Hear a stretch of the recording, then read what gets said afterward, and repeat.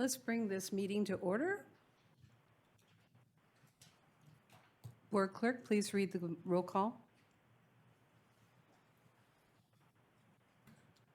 Directors Osborne, Veerkamp, Anzini, Dwyer, and Day present. General Manager Abercrombie, General Counsel Polson, and Clerk of the Board Sullivan present. Okay, we will rise for the Pledge of Allegiance and afterwards a moment of silence for veterans who have served our country. I pledge allegiance to the flag of the United States of America and to the republic for which it stands, one nation, under God, indivisible, with liberty and justice for all.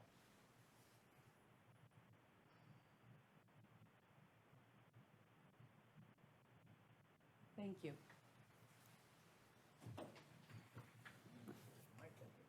Okay, we're here to adopt an agenda.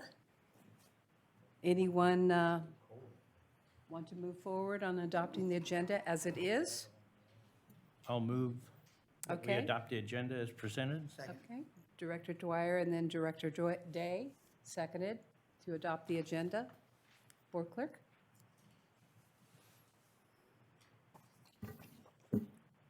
If members of the public would like to address the board at any public comment period during this meeting, please refer to the detailed instructions on page 2 of today's agenda.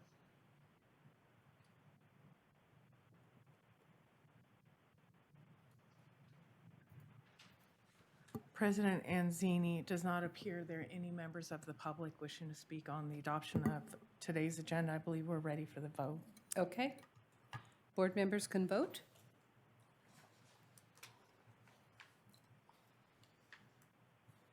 Division 1, 2, 3, 4, and 5, voting aye, motion carries unanimously.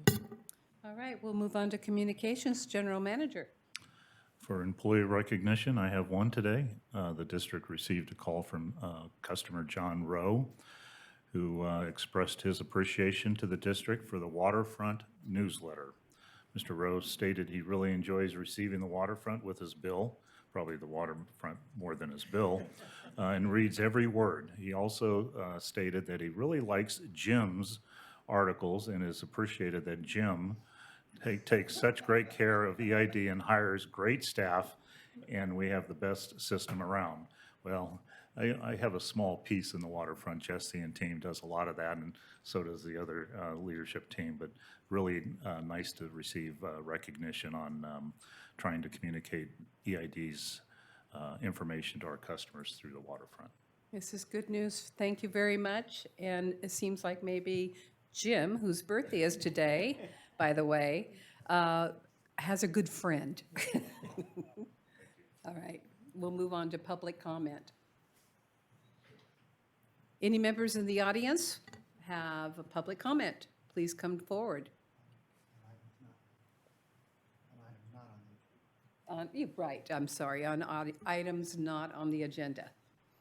If members of the public would like to address the board, please refer to the detailed instructions on page 2 of today's agenda.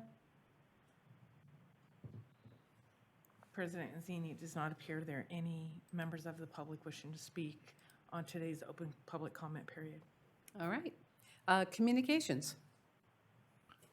None for me. Thank you. Any board members? Director Osborne. Just an ongoing thing on the neighborhood, the next door, people, I think I've got it calmed down consistently by reminding people that the 190 acres that it resides in Sacramento County affected ERAF or Prop 8. The multi-county exclusion has saved millions of dollars in transfers to the state from property tax and affects their rates. And because people are saying, well, I'm not going to conserve if they're going to keep building houses down there in Folsom. You have to explain to them that it's not our water with the exception of the 530 homes. But anyway, it's been an ongoing process, but I've been getting a lot of very complimentary responses back by explaining to them that it was in the 1970s when we inherited that, and it has saved us millions of dollars. Okay? Thank you very much, Director Osborne. Yeah, please. Director Veerkamp. I attended the LAFCO Strategic Planning Ad Hoc Committee meeting last Thursday. Shiva Frenzen is the new executive director and has been for roughly a month now. There's some policy cleanup and bylaws, as well as getting the office back in some semblance of good graces. It was quite a lull there for quite some time. Anyway, things are going very well, and she was hit the ground running, which she should. She's very familiar with as the chair of LAFCO for quite some time.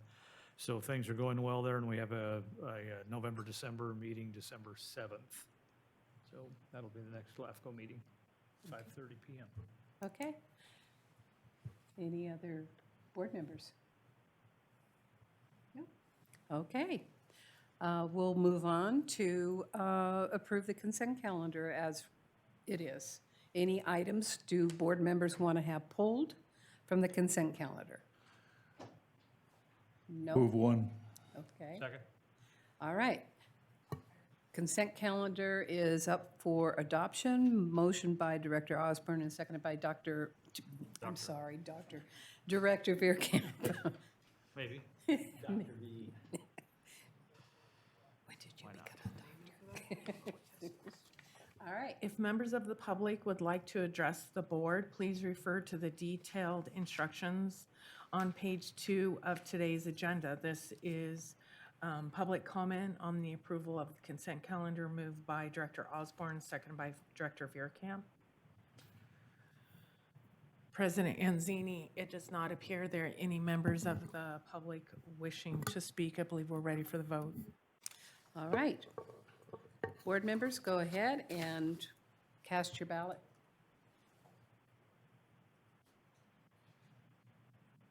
Division 1, 2, 3, 4, and 5, voting aye, motion carries unanimously. All right. Now we move on to the workshop on finance. Bring forward your report. Good morning. Good morning. Doing okay here?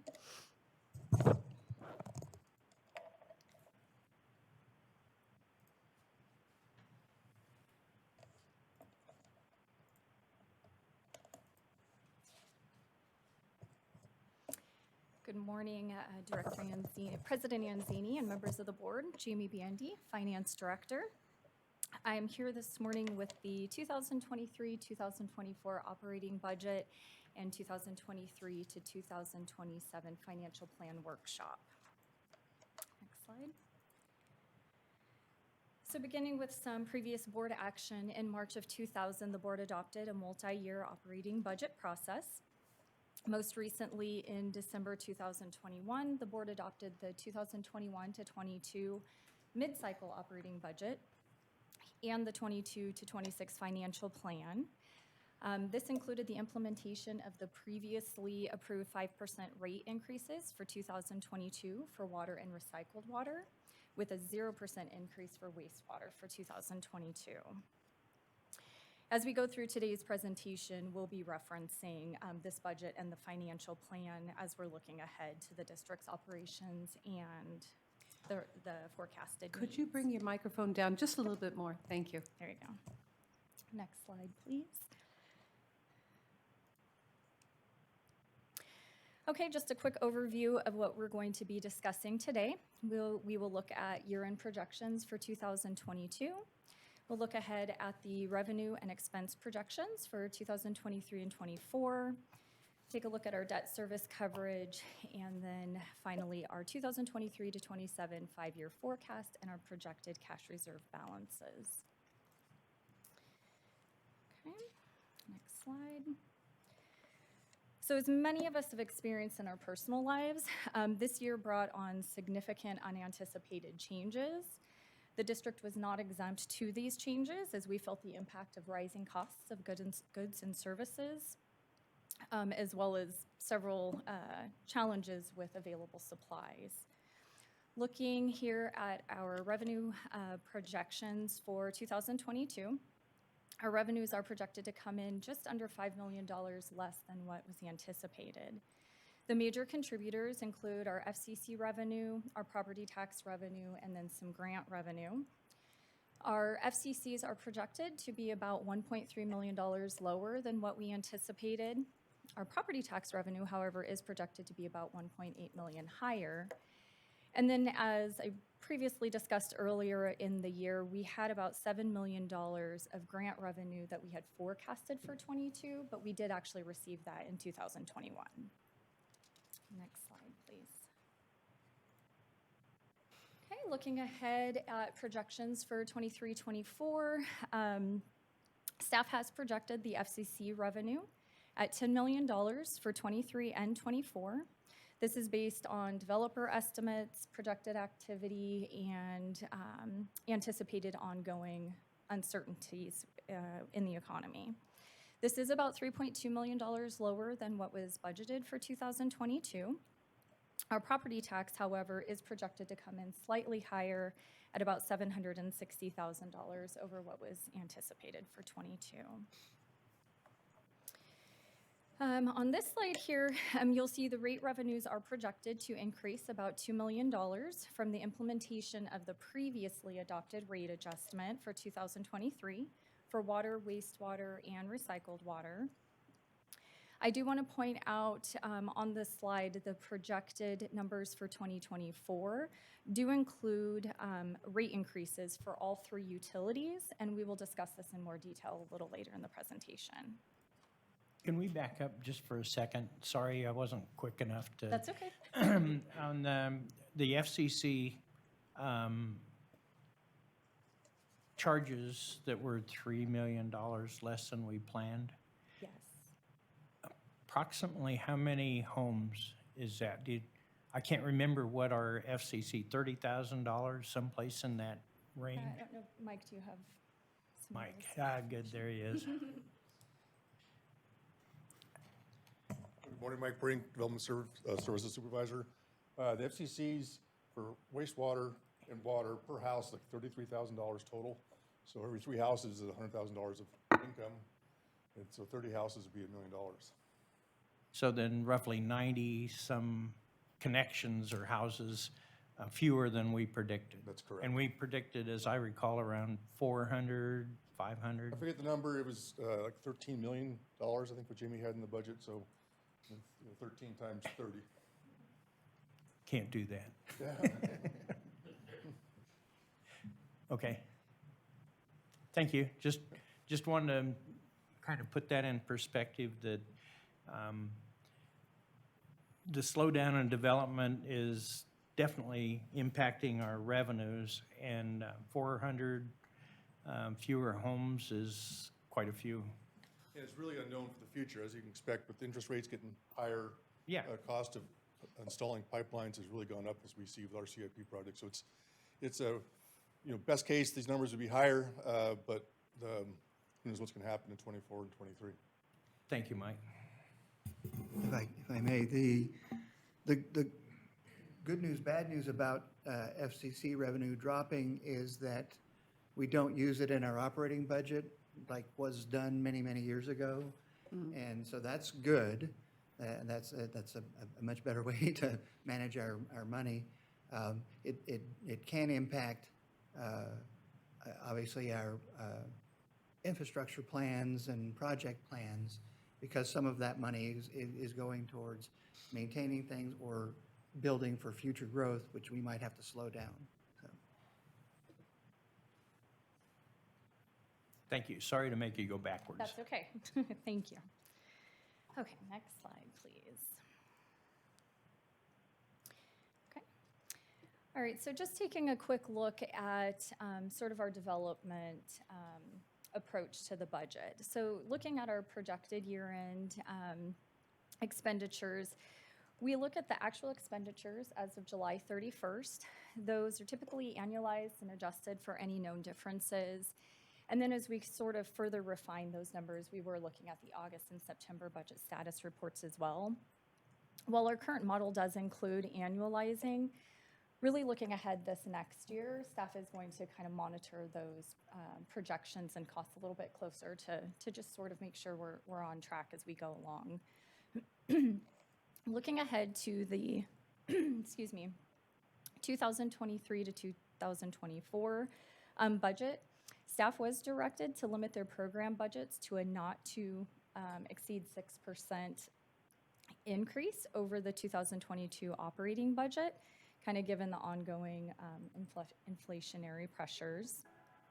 So the 2023 proposed budget is 6% higher than the 2022 adopted budget. And then the 24 proposed budget currently is 4% higher than the 23 budget. Next slide. So I just kind of want to share that staff worked diligently in preparing this 23-24 operating budget.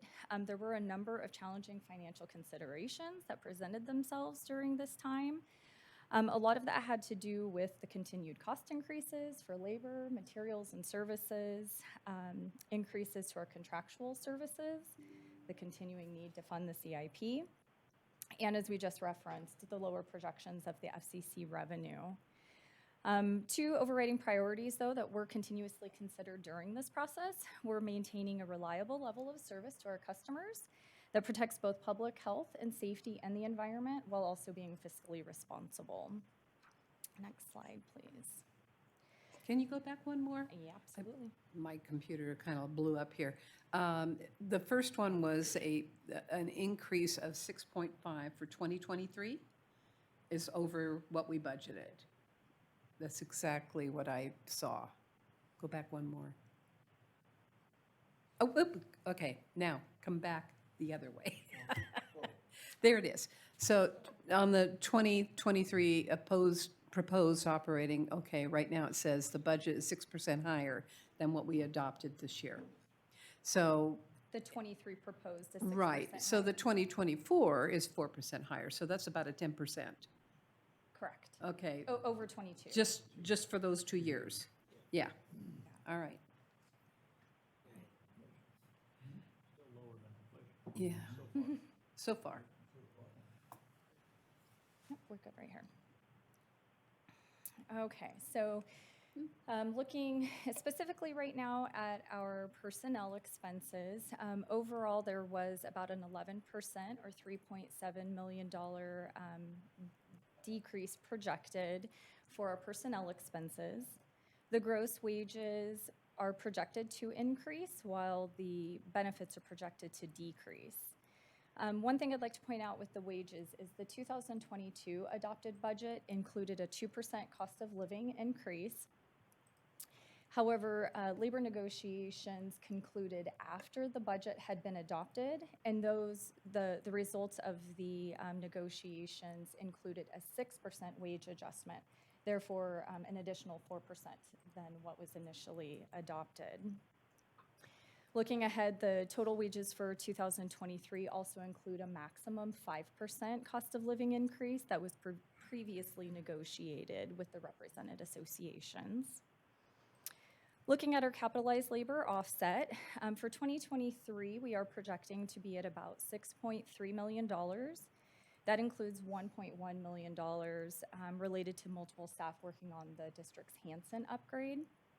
So effectively, this offset decreases the operating budget by about $820,000. And then lastly, looking at the $6 million decrease in the employer's PERS contribution is attributed to the payoff of the unfunded accrued liability, or the UAL, with the pension bond issuance earlier this year.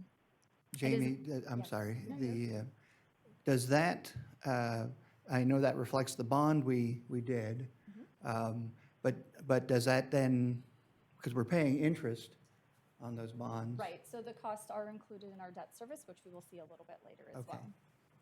well. Thank you. And that was my next sentence there. Next slide, please. Okay, so looking at materials and services, staff is projecting an overall increase of 5%, or about roughly $3.4 million. Some of the major contributors are shown here. Our operating supplies are projected to increase about $1.1 million. Chemicals we're projecting to increase about $250,000. Our utilities we're projecting to increase about 1.4 million. I want to highlight here that our tank recoating costs are beginning with the 2023 budget. We're identifying those separately, whereas prior they were included with the repair services. And then lastly on this slide, our professional services is projected to increase roughly about $1.5 million in '23. Some of the larger contributors that we have in this category include some regulatory mandate pertaining to service line maintenance, or service line inspections rather. There's some spoils management and off-hauling that's included in this category, as well as some additional dam safety studies at 4 Bay. Next slide, please. Jamie, Yes. the 5% increase in materials and services, I guess, is that enough? Because it seems like the overall projection for increase in cost is 8-ish%. I know for trucking as a segment, I looked it up just to see, and it's like 24% cost increase. And we do a lot of trucking of the spoils, so I don't want to make things look worse, but we need to be realistic. Is 5% truly enough of inflation factor to put in there? Yeah. Part of this budget was trying to force our costs projections into an existing approved rate. We can't, blow the budget Right. if we don't have the rates in place to do it. So for '23, it was a little more force-fed. I think, as Jamie will lead to, is we're proposing to do an updated cost to service study that would include those effects of inflation and tank coating and things like that. And once we know that, hopefully mid-next year, then the '24 would reflect those increased inflation costs. But in the meantime, for our existing '23 with the existing rate structure, we're going to have to figure out a way to balance the budget through probably some deferred maintenance or cuts. And I know you have some of these things farther on in the capital improvement plan. So, but those are always short-term savings that end up costing us more in the long run. Correct. Okay, Director Osborne. I don't know if you can answer this question right away, but what's the impact of the new solar facility at Deer Creek on our utilities? Has that dramatically impacted our utility consumption? I don't have that answered.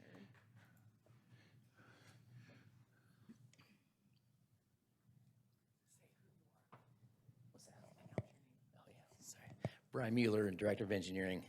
I'm trying to recall off the cuff. I think it was about 60 to 75% savings on the power at that facility.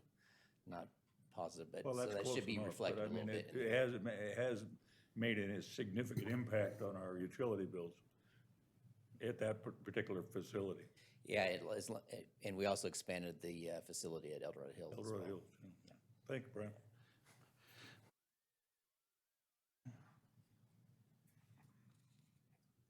Next one, please. Okay, this table here just shows the employee benefits broken out by type. Overall, the 2023 proposed budget is about $5.4 million less than what we showed for '22. Again, you'll see the decrease in the PERS for the payoff of the UAL pension contribution. Other factors that I just want to highlight here include a $299,000 increase to the district-paid portion of employee health insurance premiums and a $181,000 increase to the retiree health insurance paid by the district. Jamie, does that, because that number jumped out at me as far as the PERS effect, I guess we'll call it, but are we including the interest we're paying? And I'm going to probably ask this a few more times, but in this, because I want to make sure that we're we're being transparent with folks, that, that it's not just moved to, I think it was called, maybe it's, yeah, subordinate debt.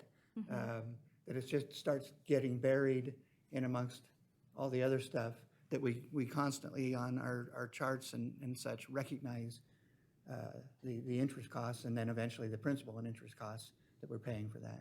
Correct. That does not show on this chart, but that, I will highlight that separately later in this presentation. Okay. So now tank recoding. So as discussed recently, this year with the board, our steel tanks must be recoded approximately every 15 years, depending on operating conditions, really to just maintain the seal. However, even this timing may not be adequate given the tank design and also operating conditions.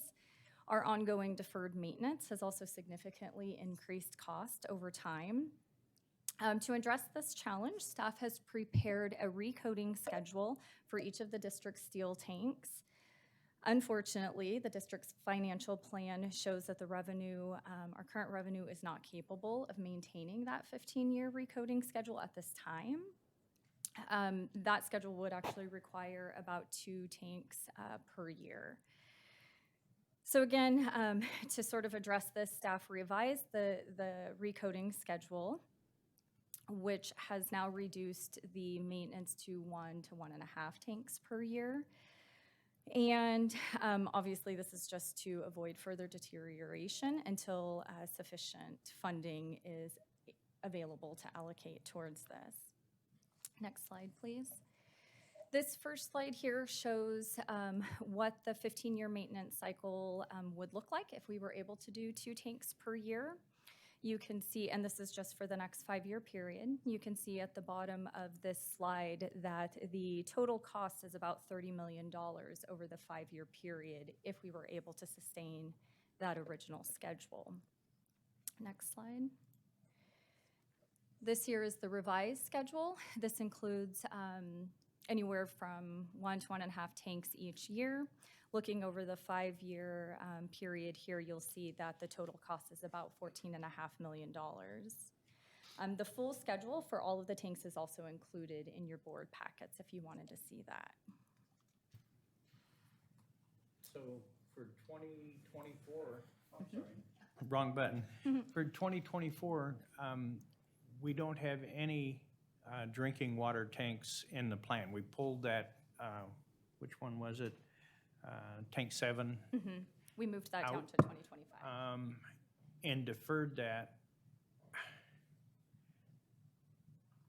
And that, we were kind of forced to do that to balance the lack of revenue with the capital expenditure plan until we can go through the cost of service study. Is that correct? Correct.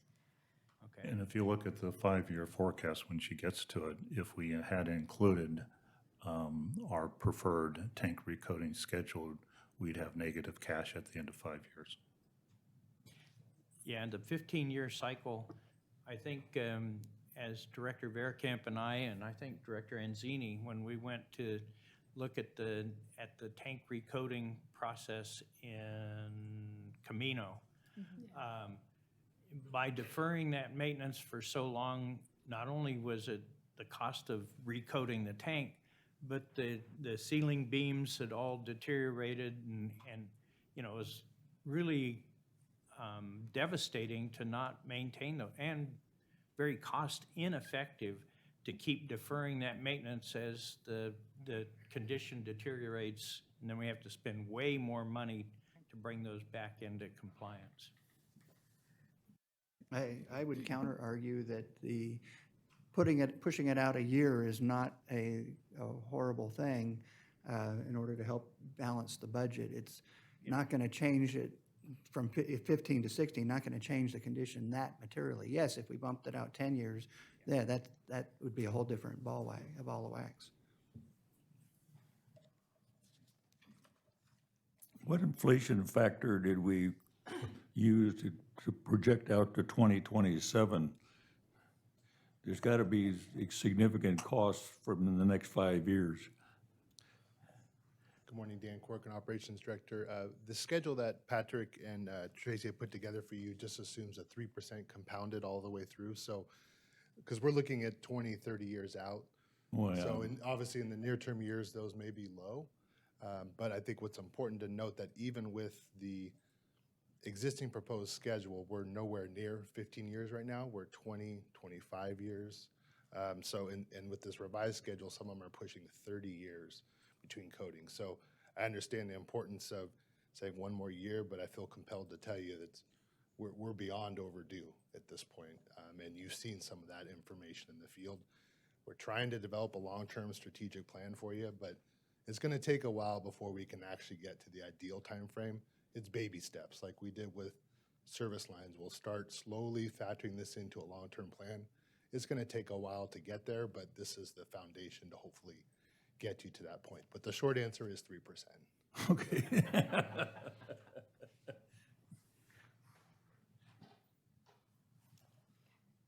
slide, please. So we'll just take a quick look at our debt service coverage. Next slide.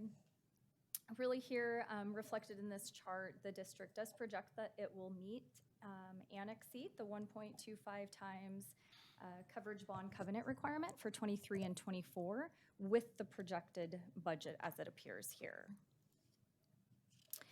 All right, moving into our financial plan. Next slide, please.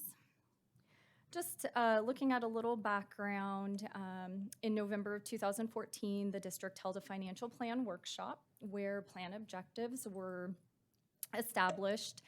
We'll just kind of run through these briefly.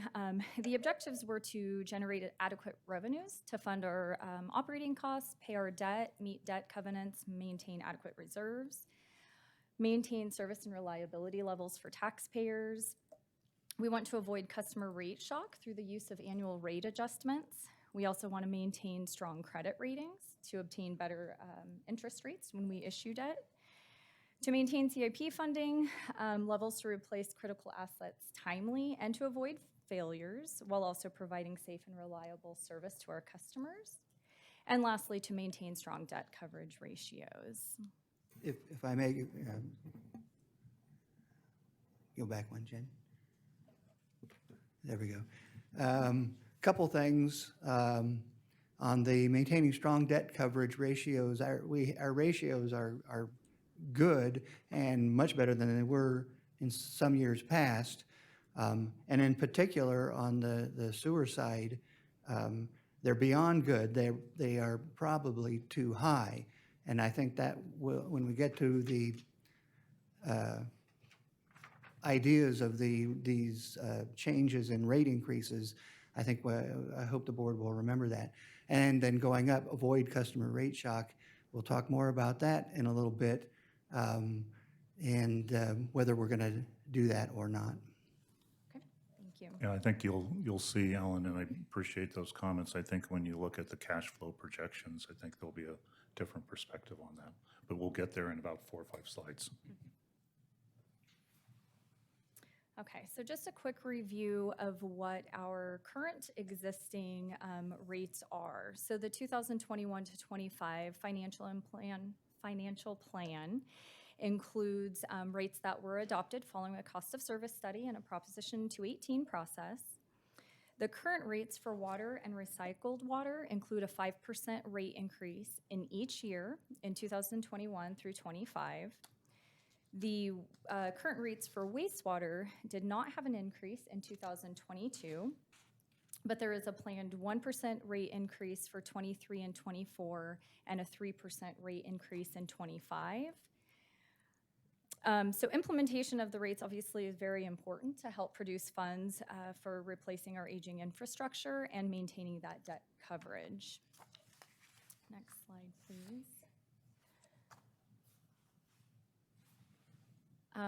As I've mentioned a couple of times now, again, just the challenges that we were faced with in preparing the 23-27 financial plan. Developing the plan with current rate assumptions, the projected rising costs, and also our projected decreases in our FCC revenue resulted in projections of low debt service coverage and low cash reserves. So in an effort to collectively combat this issue, staff made cuts and deferrals to the operating budget, as well as reduced planned CIP expenditures from what was presented at the October 12th CIP workshop, and Brian will be presenting some more of that information a little later this morning. So looking again at our FCC revenue over the next 5 years, the current forecast included a projection of $10 million each year in 2023 through 26.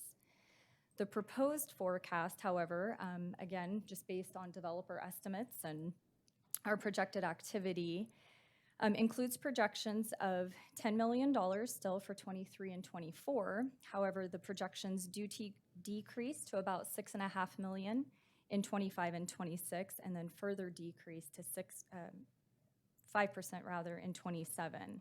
So overall, the current plan forecasted about $38 million in FCC revenue over the 5-year period, while the proposed plan projects roughly $15 million less than that over the next 5 years. Just like to highlight this piece, because when I got here in 2009, we were estimating $13 million in FCC revenue each year, and the following year was $1 million. And it caused a very difficult financial picture for the district.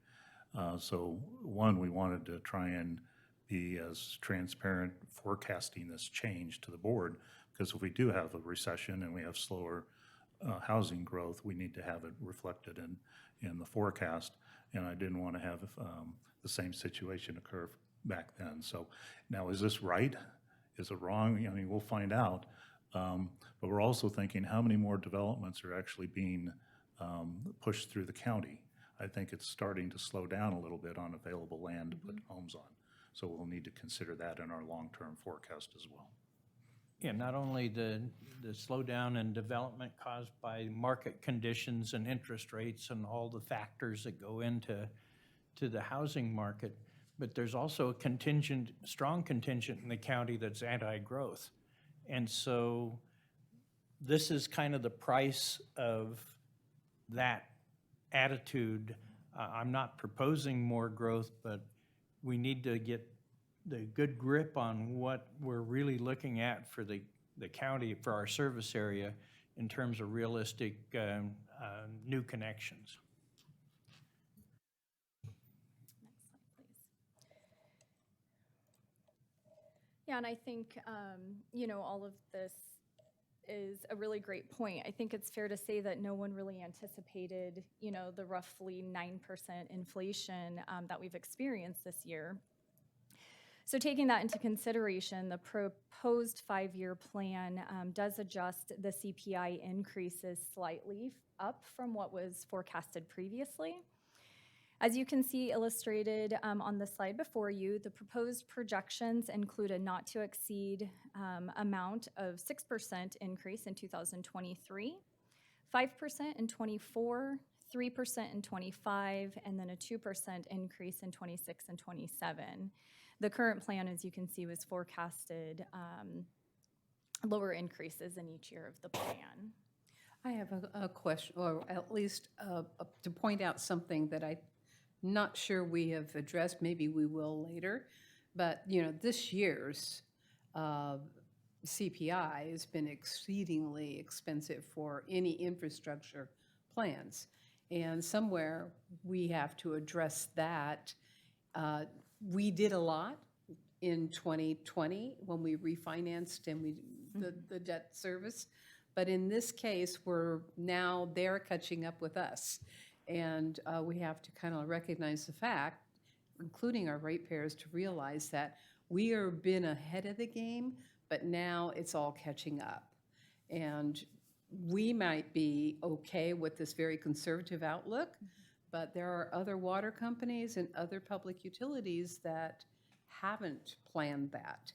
And I just want to compliment, staff for being conservative, but also having forecasted and an opportunity for us to change that. So it's really important people realize that ratepayers have saved us money by cutting back on their water use. And we have been very, very careful about keeping our supply in the hills. We've been fortunate with a little bit better weather the last couple years, but inflation has hit us just like every other public agency. So I appreciate the fact that somewhere in there, we're going to have to find a balance. And there are good days and there are bad days, and we're probably slipping into the bad days. Yes. I'm a little concerned about the forecast for 26, 27. I know that's a long ways away. 2% inflation rate, I think history over time is closer to 3 or 3+. Right. So I'm worried that we might be shortchanging ourselves in the out years by putting 2 in there. Might want to relook at that. I think I agree with you, although this is our best guess today. I'm also concerned, is 24 at 5% solid enough? It really depends on if the federal government keeps printing money and pushing money in the supply, it's going to continue, and some folks are saying it's a long-term high inflation period. We don't know. This is our best guess today. Yeah, there's actually some reports out there, it's still it's too soon to tell, but that indicate inflation is moderating a little bit, so cross our fingers. Right. Down to 2%, I bet you. It will. What goes up comes down. That 9% is there, I see it. Okay. I'll just tell you, from an operational standpoint, even the simplest thing of PVC pipe, every year I go down and buy fittings because all of a sudden there's a big freeze and I've got a supply of them because in my neck of the woods, it gets damn cold. And if you go to Home Depot or something, it's non-existent when we get a big freeze. I was aghast at what it cost for PVC fittings. It was something that used to be 50 cents is now $1.25 just for a simple fitting. Pipe has gone double. Anything with oil in it is doing it. And one of the other things is I don't know where we are with our fleet. And I remember our fleet managers will be able to address this, but we are now facing a nationwide diesel shortage not recognized since 1951. And I don't know what that's going to impact our fleet, the cost of fuel for, and so I don't know how Hunt Brothers is going to handle this. That's a totally different issue, but it could dramatically impact our cost of fuel delivery for diesel operations.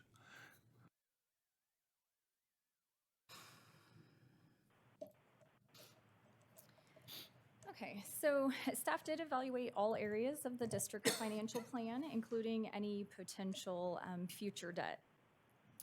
The current plan projected a $100 million bond issuance in 2025.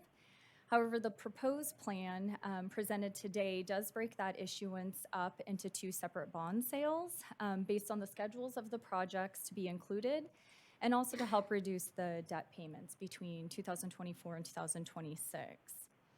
So the proposed plan includes a $50 million bond issuance in 2024 to provide funding for projects such as the Sly Park intertie replacement, Flume 45 replacement, and also water storage tanks.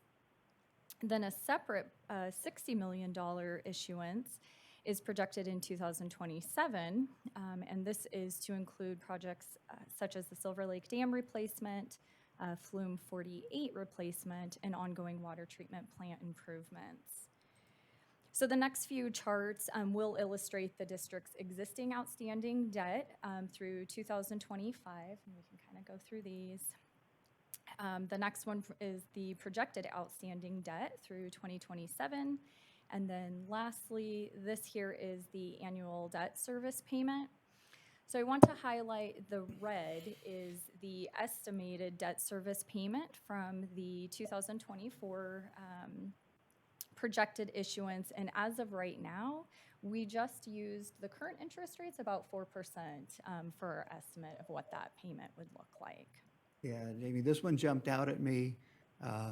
It gives me pause, gives me concern, because obviously, this affects our cash flow and our operating expenses and what we can spend money on. And to see that the debt service is, compared to, say, 2022 has nearly doubled, or is projected to nearly double, is really gives me pause. I am glad to see that on the CIP that we split the potential debt offering. I'm still really, I understand borrowing, we need to borrow to leverage it and to do these bigger projects, but I'm really concerned about what the interest rate might be. Of course, that's maybe next year, but that will really impact this debt payment, debt service, and it gives me concern.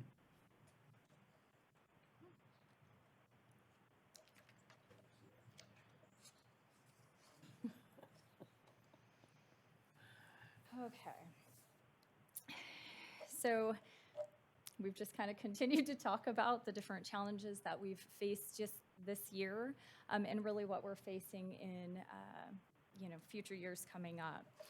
So really kind of wanted to highlight here that our existing cost of service rates do not generate sufficient revenues to cover inflation costs or the operating budget, nor do they generate enough cash flow to fund pay-as-you-go capital construction projects while maintaining adequate reserves. So efforts to cut operating expenses, defer maintenance, cut CIP projects, and even adjusting the proposed bond issuances proved to not be enough. Even with these efforts, the proposed plan shows the need for an 8% rate increase for water and recycled water, and also a 5% rate increase for wastewater in 2024, 25, and 26, followed by a 5% and 3% increase respectively in 2027. The existing cost of service study for 21 through 25 forecasted an increase of 5% for water and recycled water and a 0 to 3% for wastewater. Therefore, the proposed plan that we are reviewing today includes an additional increase of 3% or less for each utility. In response, as we've kind of talked about today already, the district is planning to conduct another cost of service study in 2023.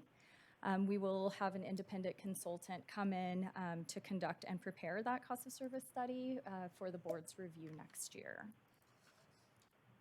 Can I throw a suggestion out there, and we don't have to decide or talk about it today, but that we maybe look at doing a board subcommittee to work with the consultant, a couple board members to be able to get in the weeds with them. So just a thought. And then everything gets brought back, obviously, then for discussion before the full board. Sounds like you're volunteering. Yes. I am. Okay. The only concern, and certainly the board can direct us that way, I'd like to make sure that two members of the board doesn't Correct. direct the committee, because it really needs to be all 5 members of the board. Correct. It'd be more to ask questions, basically, not to direct. Okay, so the next several slides graphically illustrate the district's 5-year forecast. We'll look at water and wastewater separately, and then as well as the district as a whole. So this first slide here shows the water utility only. What you see here does include the described reductions in operating expenses and planned CIP expenditures.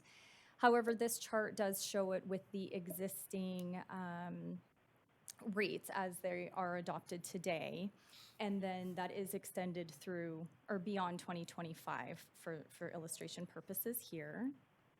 So you can see at the bottom of this graph, our total cash does actually go negative beginning in 2026.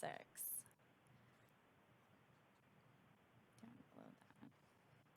So the next slide, this is again the same water utility, the same reductions and CIP changes. However, this does show the projections with the rate increases that we just discussed.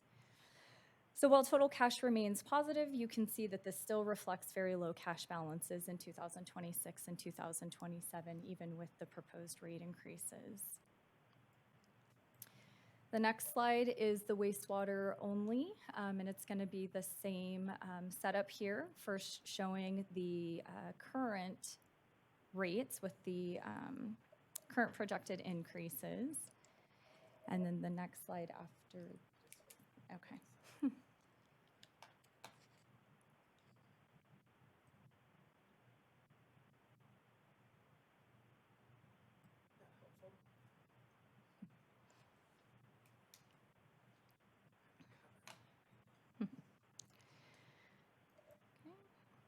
And then the same slide here with the projected rate increases.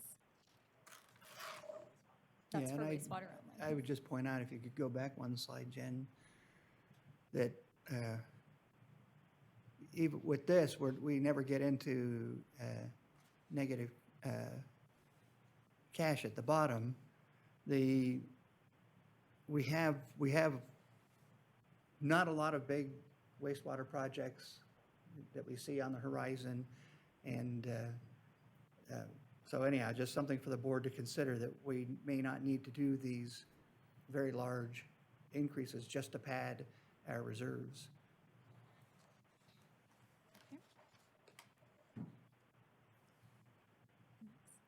And one more slide. Okay, and then this chart shows the 5-year forecast and end-of-year cash projections for the total district. Again, this first slide includes the adopted rates extended beyond 2025, and it illustrates low and negative end-of-year cash balances in 2026 and 27. Next slide. With the projected rate increases that we've discussed today, you can see the effects to our end-of-year cash balances for district as a whole.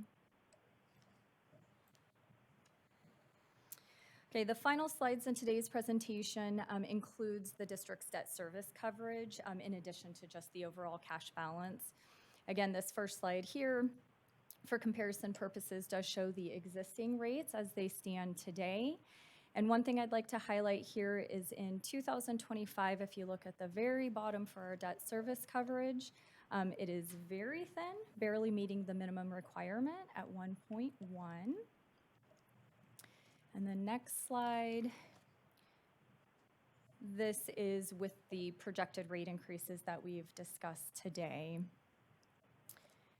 And then also all of these slides are included in your board packets if you wanted to take a look at those.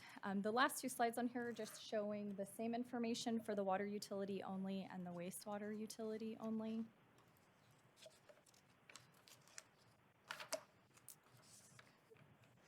So that completes today's presentation. I know there were a lot of changes that were presented in the proposed plan. As today is just a workshop, there is not any action required by the board at this time. I will be bringing this back at the December 12th meeting for adoption. At that time, we can either ask that the board adopt the 2023-24 operating budget as well as the 23 to 27 financial plan, with the understanding that we know the 24 proposed numbers do include a rate increase, so pending a cost of service study. And the alternative action to that is we could just ask that you approve just the 23 operating budget and the 23 through 27 financial plan. And then pending that cost of service study next year and upon board approval, we can bring back a 2-year budget next year for I approval. would suggest that would be the prudent approach.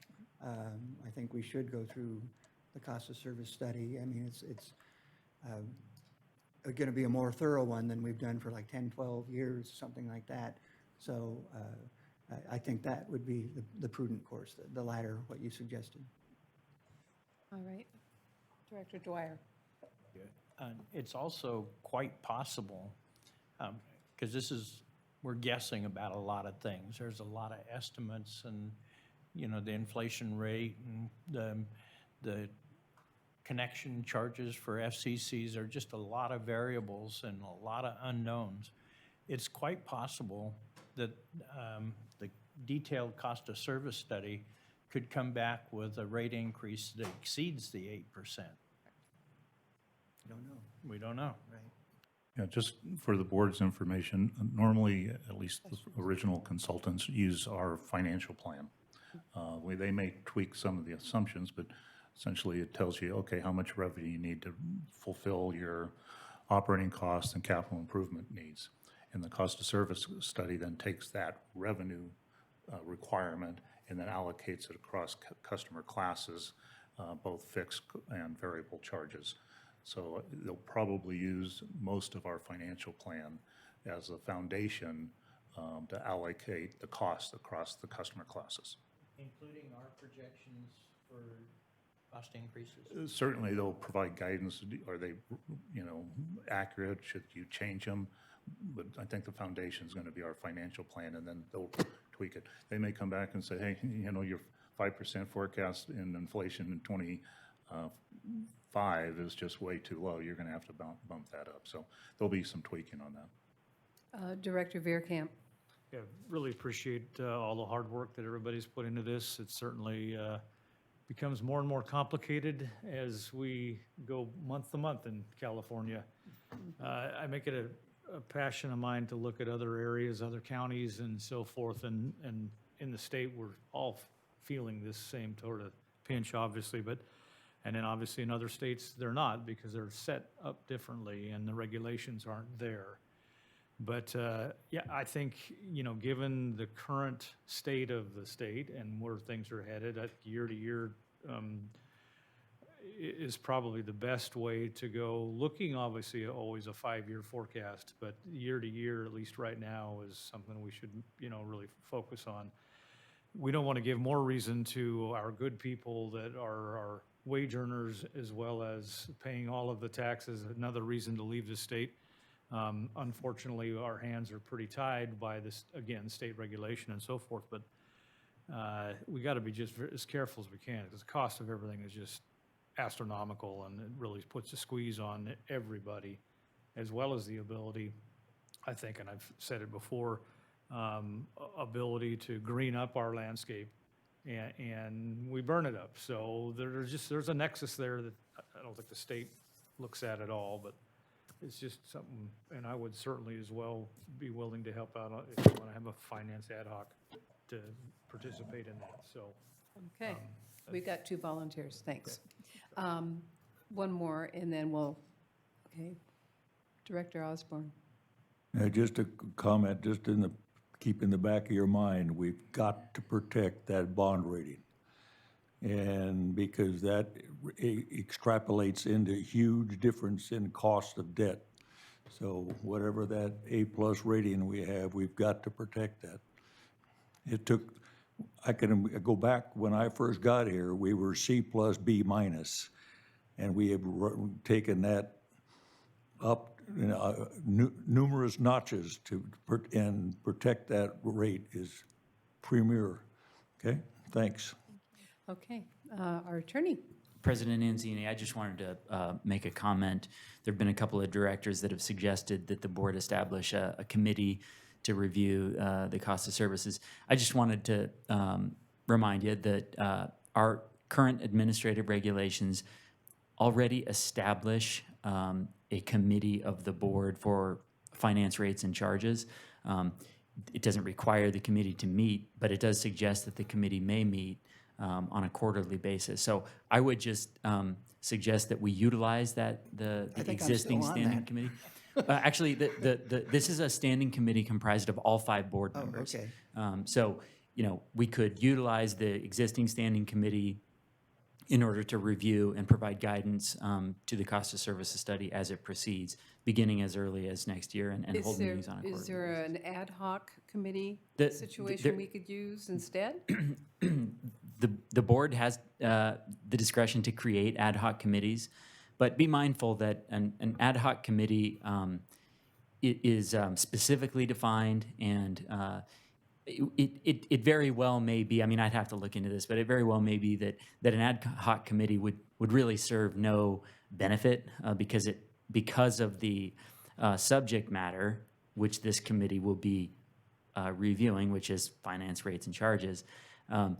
This committee, whether ad hoc or not, may very well be subject to Brown Act agenda posting requirements.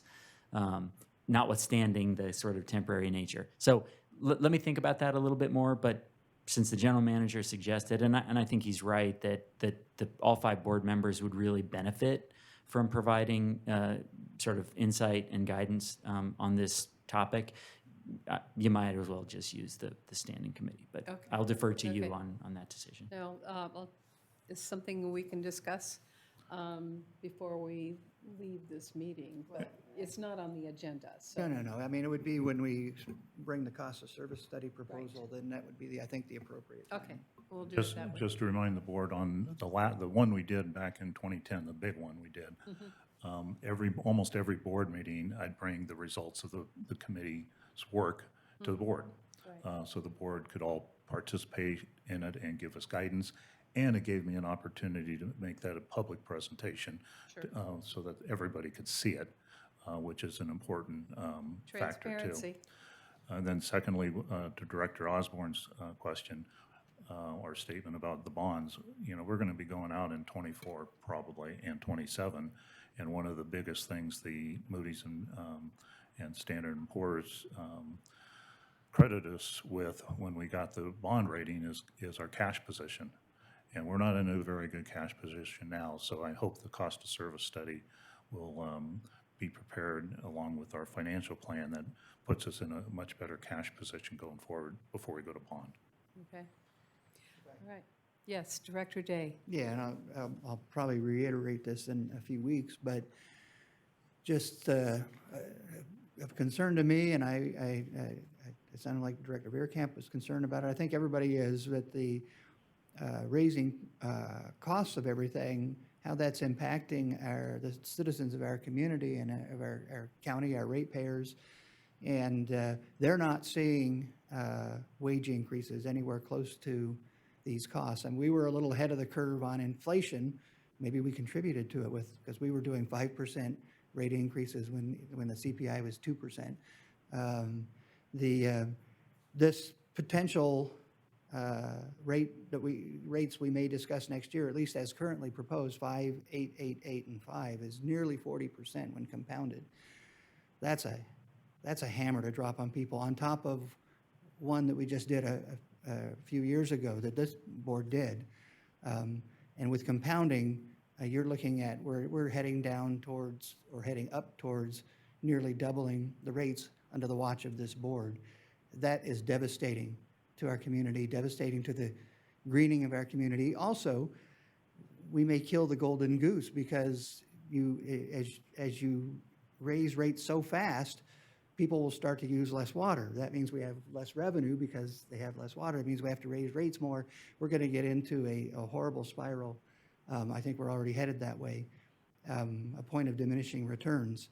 So anyhow, just food for thought for the board to consider. Okay, any other comments? Then we can go to, this is a public workshop. Are any members of the public who want to make a comment?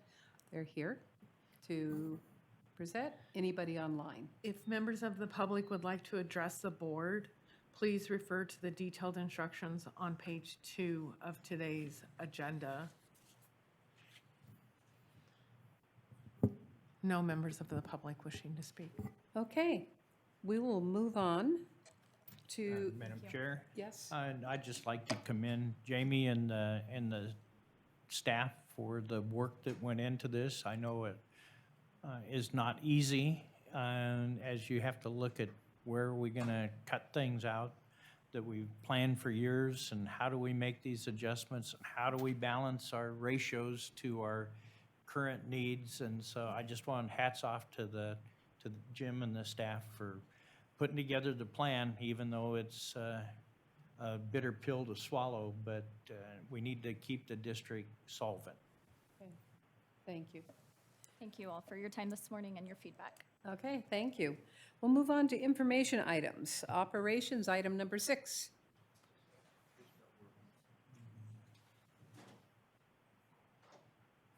Didn't bring your knife, did you? I didn't know we'd be talking about tanks today, otherwise I would have. Well, tanks a lot.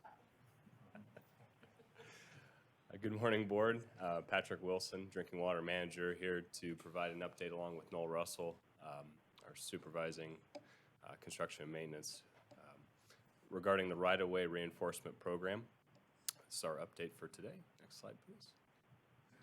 So as you're aware, the Board directed staff to proceed with the right-of-way reinforcement program to facilitate access to our critical facilities.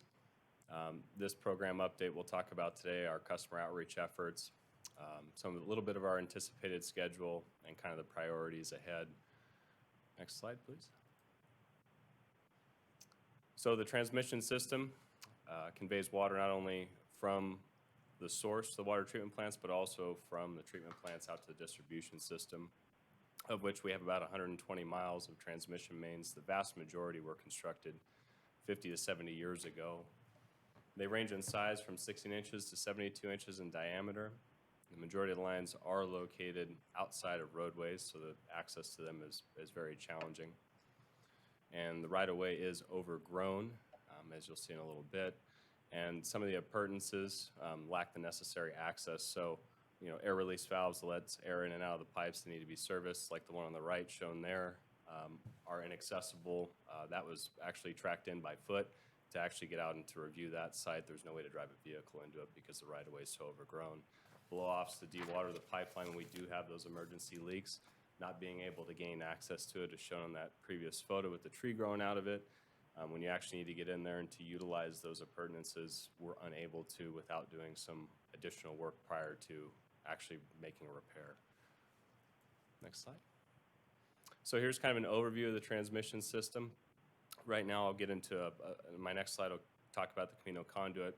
But right now, we're working through the Camino conduit, and then eventually we're going to work on, thank you, Jen, and we're going to eventually move into El Dorado main number 1, which is shown in blue all the way to the north, as well as the kind of lighter green, kind of intertwined with it. El Dorado main number 2 will be the next section of pipelines that we'll get to once we're completed with the Camino conduit. Next slide, please. So far, we've completed effectively everything, all the parcels that are color-coded purple. We've actually gone a little bit further since this slide was created. There are some blue areas that are shown there that we have yet to actually complete, kind of falling back towards the reservoir itself on the Camino conduit raw water side. We did initially start work on that prior to getting the track chipper, which I'll talk to about in a few moments. We do have to fall back and complete some work there that makes a ton more sense to utilize the new equipment that we procured. And we'll get into customer outreach, but a lot of this, not to be overlooked, is that there are a lot of customers that are along these alignments, especially in this area, that aren't district customers. So there's been a lot of coordination that Noel and his staff has done to generate and facilitate a relationship with these people, many of which who haven't heard from the district, frankly, since this pipeline went in. And so there's been a lot of good groundbreaking that we've done to this point, and will continue to do going forward. Next slide, please.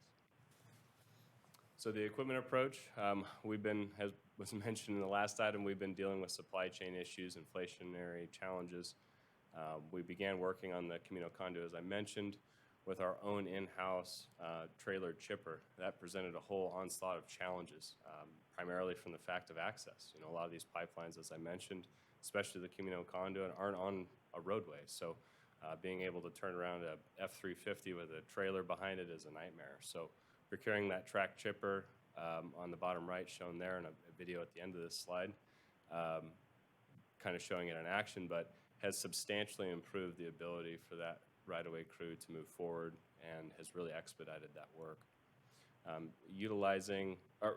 We received the track chipper in August, and utilizing that John Deere 160 excavator that was purchased not just for Camp Creek but for other uses, we've been able to really facilitate the growth in terms of the right-of-way crew and their ability to complete areas in a very timely fashion. Alongside of that, we've also purchased, procured, and also trained staff's use on fire suppression equipment and have done a great job in the training that's been completed and facilitated not only by Noel but also by Seth Borba. They've done a great job of helping to really grow all the young individuals that are a part of this group and we're really training up to make this a whole lot better. And a long-term investment that the board provided has helped to improve not only safety, but as I mentioned, the workflow and the increased workflow that we've seen from this track chipper. What size log? 24. Take a 20, take a Wow. 20-inch. Big.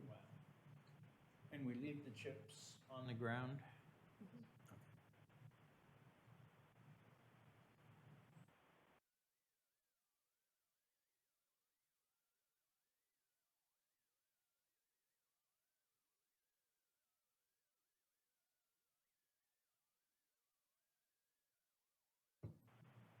Just while we're fixing the slides, most of those parcels are. Oh, here's the I'm video. sorry.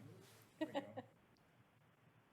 So as you can see, he's utilizing that John Deere excavator. Right now, we only have the bucket with the thumb that's on that. We do have a grapple that has been ordered.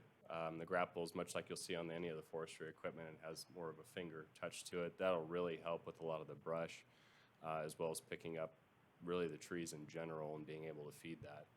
Of note, and Noel will talk about this in a lot more detail, but that is a non-manned operation in that the only person that has control of that is actually in the excavator, so there's no manual feeding into that track chipper.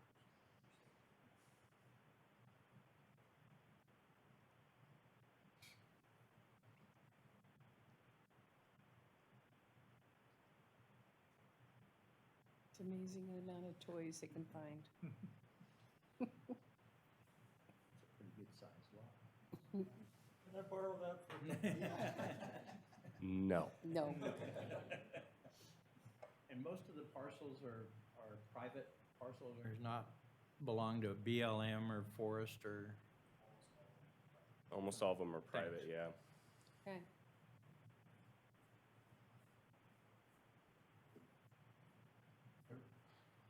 I read in your write-up that I think, while some people have concerns about aesthetics of losing some trees, that overall, it sounds like, I think the public consciousness of wildfire and brush management sounds like there's more cooperation than not. So I think that's a good thing. Yeah. Plus, the mulching like this that's good for erosion and such. Next thing we'll have is goats and beavers, right? That's right.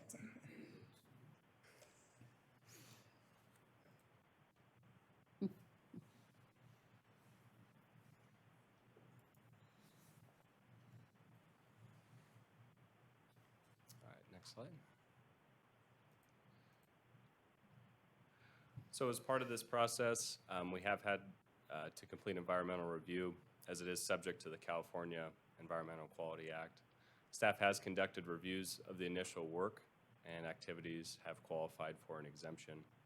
Moving forward, to streamline the environmental review process, staff has prepared an initial study/mitigated negative declaration to be presented to the board early in 2023 for future activities along these alignments. So as I kind of a little bit touched on was the customer outreach. So we have a pretty lengthy process, but it has been very successful so far. We start off with direct mail notifications to each homeowner. Additional notifications are issued in batches as we start to get closer to these parcels as kind of a reminder. And as I kind of mentioned before, a lot of these people don't get an EID bill. And so there's a lot of communication that's above and beyond what we traditionally have done at this point with customer notification. So we're having to go a little bit above and beyond from a physical standpoint as well as we get closer. As the project progresses, Noel or Seth will actually go out and they will actually knock on the doors and try to set up meetings as needed. That communication has been monumental to making this successful so far. Those on-site meetings are scheduled roughly a week in advance or sooner as needed kind of thing. Very flexible to try to accommodate any homeowner. We also update the district website. We have a dedicated right-of-way page. I don't know if any of you have done it, but you could just go to the search bar and hit right-of-way, and it's the first item that pops up. The page gets updated very routinely with progress maps and other details as to where we're going. And then subsequently, customer service is also updated on the status. In the event that the landowner misses something or doesn't know what's going on and calls in, they're aware of where we're working. They get an approximate map of kind of the location that we're working through, so that they're kind of on the same page and can provide a customer update. And then we're also focused on the social media side, proposing key milestones and any other connections that we line up with for wildfire mitigation projects, fuel reduction projects, when those do kind of line up. And overall, as Director Day had mentioned, the right-of-way project has been well received so far, really from the efforts of everyone's, not only communication, but also the staff's ability to kind of smile. Because a lot of times I think a lot of these people just see us as a water district and they don't see everything that we have to do to maintain it. And so I've noticed just the forward progress. I was out along with Dan Corcoran to review when we got that video. And I did watch, our staff go up and talk to customers and have a positive attitude with them, and that's a big deal.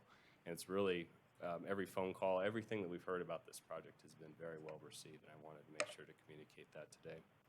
At this time, I'll hand it over to Noel to continue on to the presentation.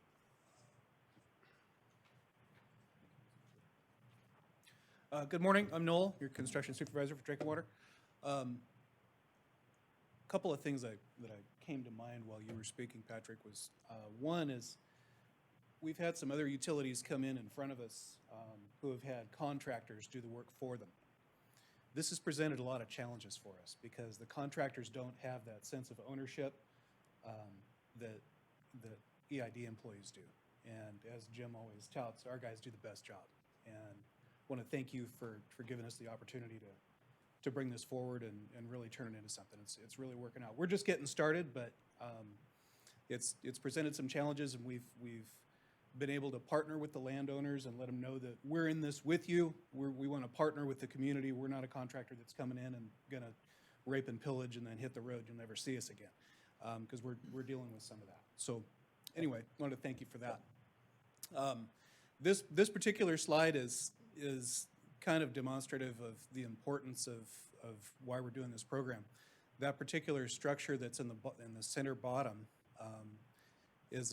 houses it's either an air release valve or a blow-off valve. But that cedar tree, if left untouched for the next 100 years, you guys can imagine, if you have any familiarity with any underground, you understand the factors that Yeah, that but come it's into nice play shade right there if you have to work there. It is, and OSHA does require us, if temperatures are above 85 degrees, that we have an easy up. Yeah. So, anyway, I thought that was kind of a neat picture to watch Martine bring that tree down, and we'll move on to the next slide. So this is a John Deere, the John Deere 160 and the chipper working together.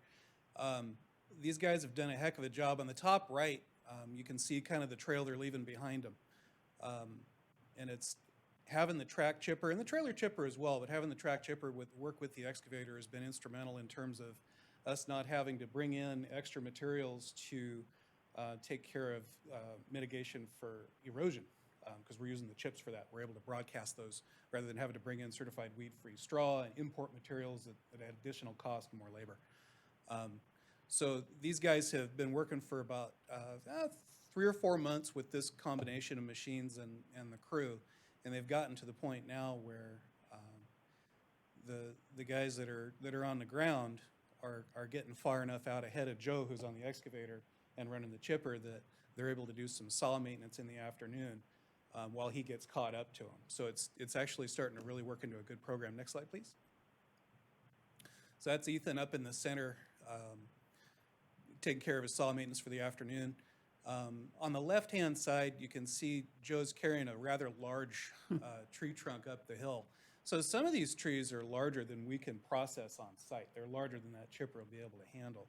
So depending on what homeowner we're working with and what their desires are with their timber that we've laid on the ground, we'll either haul them out or we'll deck them for firewood, or just reasonable requests we're able to honor to continue to build that good relationship with the landowners.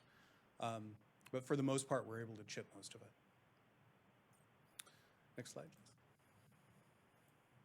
Or is that it? Nope, that's not it. So this particular set of photos on the left these are taken. This is the same location. One is on the left is beforehand, pretty heavily forested area, and then we've got our right-of-way cleared on the right-hand side there.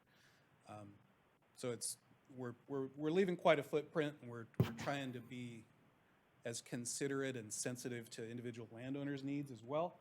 Some of them have, you know, there may be a tree that, well, I don't want to, that's covering my neighbor's fence and I don't want to look at it. So we try to be sensitive on a case-by-case basis to what their desires are. Excellent. Are you putting anything on the, when it's fresh cut, anything on the stump? No chemical treatment at this time. So we'll continue to monitor this, and if that need does develop, we'll revisit that at Yeah, that 'cause time. some will try to grow back, Some will. yeah. And lots more work to do. Any questions, comments?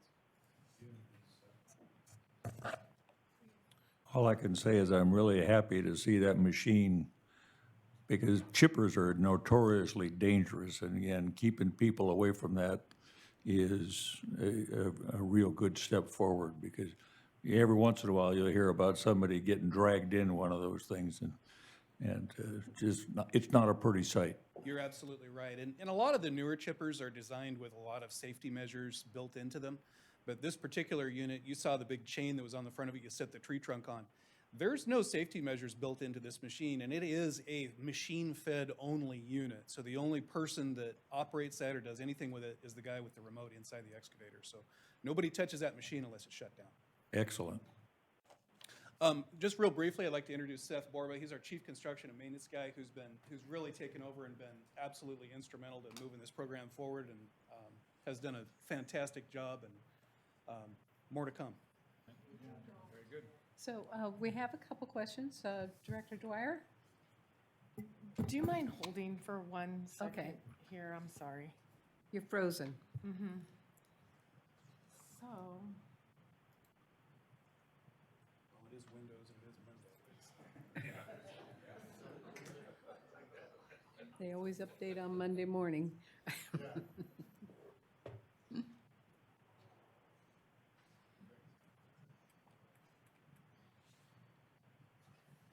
While we're waiting, are beards required for all of our ground staff? Yes, sir. Wintertime. Yes.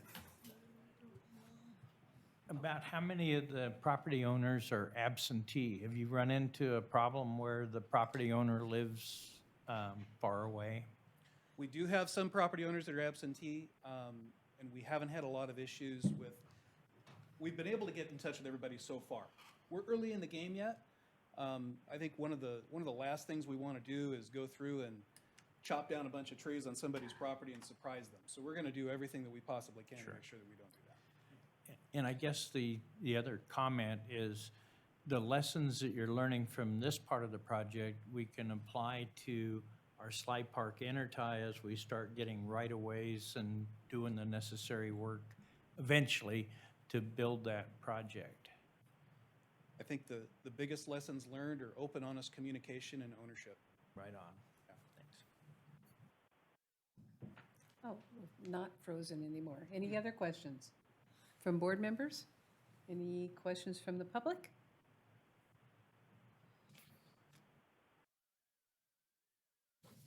if members of the public would like to address the board, please refer to the detailed instructions on page 2 of today's agenda.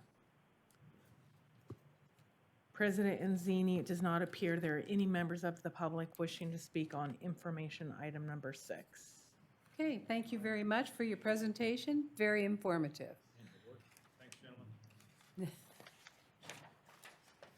Now we'll move on to action items. Action item number 7. Move one. Okay. Second. It's been motioned by Director Osborne, seconded by Director Day to approve item number 7, which is finance. Director Verakamp? I think I didn't see any. No report? No report? Okay.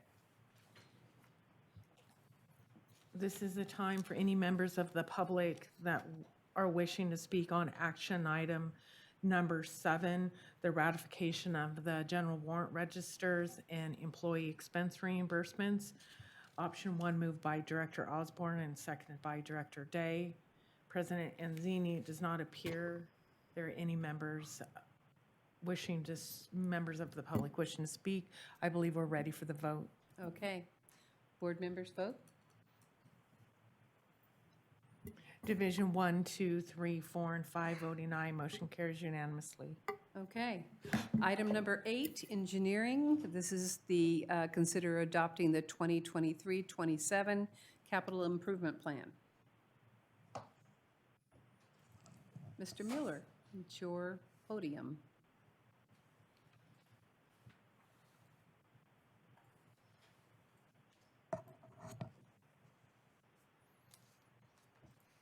Okay, thank you. Good morning. Brian Mueller, Director of Engineering. And this, again, is the consideration of adoption of our capital improvement plan covering 2023 to 2027. Next slide. And just for previous board actions, of course, the board approves our plan every year. It was last adopted in November of last year. And then in October, we held a workshop covering this plan and this update. According to our ARs and board policies, we draft the CIP and develop that for a fall workshop, and then the CIP, we attempt to adopt that prior to the operating budget, and we just had the workshop this morning. So as Jamie described just earlier in our budget workshop, we've gone through some CIP deferral and reduction efforts since our workshop in October. In October, that draft CIP totaled about $231 million. And then in consideration of the operating budget and financial plan development, we went back and made some further reductions in our CIP, and those are necessary again to maintain the cash reserves, primarily in the water fund is where the focus was. So we looked at all of our projects and the associated priorities for those projects, and we ended up deferring about $23 million of planned expenditures over that 5-year time frame. Some of the larger reductions are the most impactful ones. Again, on the water side, we have a water line and service line replacement program. We made some pretty significant cost reductions in those. On the water line replacement program, we have specific projects in the first couple years that we're not proposing to change, but we had more like placeholders of $5 million in 25, 26, and 27. We propose to reduce those down from $5 million to $3 million. And then on the service line replacement, we shaved off about $500,000 a year in that program, just looking at more of our historical expenditures and what we can accomplish there. Also on the pressure reducing station replacement, some reductions there. So I think, you know, the theme for those would be more of replace as they're really needing to fail instead of proactively getting to them and replacing the whole thing, maybe just replacing whatever, you know, is the highest priority to replace as far as a valve or any other component. And then on the Echo conduit, this is a 30-inch pipeline that transmits our water supplies from Echo Lake, primarily in September. This has been long on our list to replace this for many years. And again, it's just another pipeline that we're proposing, well, you know, given budget restrictions, we can just defer that a little bit longer. So we had that plan to start replacing sections of that with our own crews, and I believe in 25 through 27. And so we made some reductions there just to not reflect the actual construction dollars. Finally, on our construction storage facility. Yeah, back to the Echo Sure. pipeline. I know it's not a huge part, Echo Lake's not a huge part of our water portfolio, and we get to use it kind of at the wrong time of the year. But we've been talking about that pipe replacement. I think we saw the pipe. It's not in great condition, but what concerns me most is where it is. It's, you know, where they had the rock slides there on down. If that pipe has a problem, it's going to cause a major issue on Highway 50 going down from the summit. So that's my worry. Us as well. Yeah, that's part of the project description justification is is to avoid that type of scenario. And we, of course, even with deferral, we would be monitoring that and doing everything we can to prevent that from happening. If I remember rightly, a part of that was an open trough, wasn't it? Part of it? Yeah, there's a pipeline section, there's an Yeah. open ditch and a tunnel, actually. It's been a was part of while, all but, that. I'm trying to remember. I remember it's only a 2 or 3 week that we can use that, right? Yeah, Okay. most of September, I believe. September, yeah. Thank you for the great questions. These are the exact type of questions that we had to go through as we're considering deferrals. But Right. specifically for Echo Conduit, as President Zini just mentioned, we use that about 3 weeks of the year. Fortunately, those are the 3 of the best weeks in the High Sierra. And every day when that facility is operational, we're patrolling it. In addition, there are 2 SCADA remote monitoring locations where we can watch it continuously. So yes, it's a higher risk operation, but we're doing it under the most favorable conditions for a short time period. So that's just, and I can give you examples for each one of these deferrals, but those are the types of evaluations. We don't want to do it, but that's how we arrived at that recommendation, so. And we're not at that point of kicking the can down the road completely. Right. All right.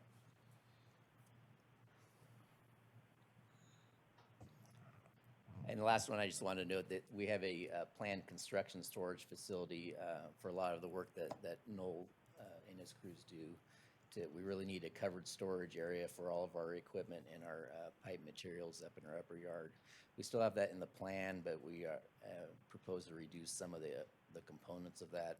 So still maintain some type of a storage, but maybe reduce or eliminate or defer some of the associated improvements that goes along with that. Isn't that where we store a lot of the timber that we use for the remaining wooden portions of the flumes? And without the storage facility, will those timbers deteriorate over time? The timbers, and correct me if I'm wrong, but the timbers for our flumes are up at Camp 5. We have a storage facility up there. This is to be more of the PVC pipe and other type Okay. of, the water line stuff. Okay, thank you.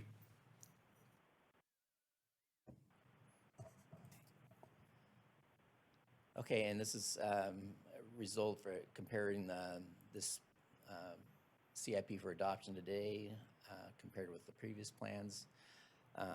It totals about $208 million over that 5-year period, starting in 2023, about $48 million, and then reducing down to $26 and $32 million in the out years. You can see it's about a $30 million reduction from last year's plan. If you could keep that slide up there, just, oops, sorry, I wasn't quick enough. So just some observations. One is a request. I know it would make it more data on there, but because it's a 5-year rolling plan, I think it might benefit to have the 2020 and the 2019 CIP there too, so we can kind of track how our estimates are going, what we actually spent, and so on. So that would be just a request that going forward, we do that. I think we asked that before, didn't we? Yeah, I think last year we did it. Yeah. And I don't think, I didn't catch it in time this year. It's just The- like the where request we've is been for- and where we want to go. For Well, so you would Last 2 show years. to add a couple more years. up if above. it's So you do 2020 to 2024, and you do 2019 to, Kind of like where we were and where we're going. right, and kind of Yeah. track what we were estimating, what we actually did. So, and that's where the other thing I'll point out, I have actually 3 points. There's that, and then if you look at the 2023 and go down, and you see what we estimated, and I understand, it's a plan, and we're just estimating. We estimated that we'd spend, in 2021, we estimated we'd spend around 36 million. In 2023, then we had to bump it up to 43, and now we're looking at it's 48 million. Thank you, Jen. And then 2024, kind of the same pattern. Estimated goes bumped up, and then 2025, same thing. I'm a little concerned by that, because are we front-loading, and then as we get further in, then we just, so if you look at now the last 2023 to 2027 row across, thank you, we have the first 3 years are pretty high expenditures, and then the last 2 years are low. my suggestion would be, especially given budget constraints that we're looking at this year and next year, is that we, instead of front-loading the years, that we spread that out. We still accomplish the 5-year plan, we still get things done, but I know people don't like this word, but we slow spending down, and you've already done a little bit of that with this adjusted CIP, and thank you, I do appreciate that. But I would just suggest we try to look at it, would even things out, and I know things like the Caldor fire happen, and you can't plan for that. But I just want to, I'm just worried that we're going to, it makes it look good because we have the last 2 years really low, and then we're going to end up, they're going to be really high. I just would like to see us spread it out more and try to be a little more consistent and even with our expenditures. And yeah, we, like businesses have to do and individuals have to do, they have to slow their spending sometimes, and that hurts. But rather than, you can't just increase revenue ad infinitum, increase rates ad infinitum. So anyhow, thank you. Yeah, and just a couple comments on that. You know, just part of the nature of how we plan these, we always have a more clear picture, you know, of what's ahead of us in the next 1 or 2 years. And then as we get farther out, it gets a little more fuzzy. So it's a little bit of a function of the kind of the declining numbers. But yeah, as far as deferring some of those to try to even them out, you can see in 24 and 25 especially, I know we've got the Slide Park intertie, which is a big chunk of that, as well as Flume 45, Section 3. So, you know, to make meaningful shifts of money, I think we'd have to really shift, you know, projects like that out. So that's just a consideration whether we want to do that. Also, I think I mentioned at the last workshop, we don't have the dollars for Silver Lake Dam replacement in there, which that really is slated for 2027. So those dollars, as well as some of the water treatment plant improvements that we're still trying to scope out as well. It's too bad we couldn't put on this, our wish list. And then one with grants, you know, that we want to, you know, the birthday wish or the list, the Christmas list that we could use, but, you know. And as far as the other comment too that you had, I think we had talked about that as part of Elizabeth Dawson's kind of biannual project updates. You had requested that we, you know, come back with, okay, here's what we plan for the projects in the CIP versus that. So that's where we had planned to, you know, do the actual versus plan comparison there. Okay. Next slide. So just going through a couple of the pictures and projects that we have, that I just mentioned, the Flume 45 Section 3 replacement, that's $12 million and planned for 24 and 25, really a 2-year project there because of the magnitude of that flume. And then follow with Flume 48 replacement. This, I don't have the year, but I believe that's in 2027, about $7 million. And then the Silver Lake Dam replacement that we've talked about at length. We have design, environmental, and permitting costs of about a little over $3 million for that project. But we don't yet have the construction dollars. We plan to have that in the next year's CIP once we get more design refined and some cost estimates there. Brian, isn't there the clock ticking on that one? Don't we have a kind of a deadline from either the FERC or the dam safety people that say we have to have that done by? Yeah, the way we approached it is we gave them our schedule. They requested, give us your schedule for replacement. We gave them that, and it showed that construction would start in 2027. So as long as we maintain that, we avoid a mandated date. We did, if you recall, on 4Bay, that was really lengthy, and we kept giving them updates. Right. We really got to the point at 4Bay where they said, okay, we guys need to get started by a certain date right at the end, and we were already there at the time. Yeah. So we want to avoid that and keep the schedule that we've given for. But we are committed to that schedule. We are committed, yes. All right, thanks. And Brian, on the intertie, the previous slide, we have a deadline on that as well to spend the $10 million grant, correct? Good point. Yeah, we've got $10 million of funds, grant funds from DWR. That's for the intertie. For the Slide Park intertie, and that Okay. did have a spending deadline of 2027. Oh, okay. And that's scheduled for 24 and 25, so you see that blip, as Ellen was referring to. Are those grants typically break ground or button up? I think for this one, it was actually button up by, I think it was early 2026. They even had like a month, if I recall, associated with it. It may have been like March of 2026. You need to have spent that money. Okay. Yeah, that correct? Okay, thanks. And so while we're on this, in the CIP, we've got about 21 million of expenditures of cash flow. That includes the $10 million grant, so we're really estimated about a $30 million project for construction with the $10 million of grant offsets. We've been spending the last couple of years really assessing our water treatment plants. Of course, they're the heartbeat of our water system, and they're aging, so we need to really pay attention to those and start plugging in some improvements to keep those well functioning. So we've been doing condition assessments, primarily focused on Reservoir 1 up in Pollock Pines and El Dorado Hills. So the goal there is to develop a capital improvement plan for those plants, as well as Reservoir A in time, and then incorporate those costs and those individual projects for each plant in the CIP. Right now, we've got about $12 million of really more design and placeholder effort until we know those costs. And just to kind of reinforce the complexity of all these things and how they kind of twine together maybe is a better term. The intertie is really critical to being able to proceed with whatever the consultants find as we need to make the renovations to Res 1 and Res A. So they're all kind of connected, and there's a sequential thing that has to happen to make it all work. And if you pull one piece out of that, then it kind of stops the whole machine. Jenga. Yeah.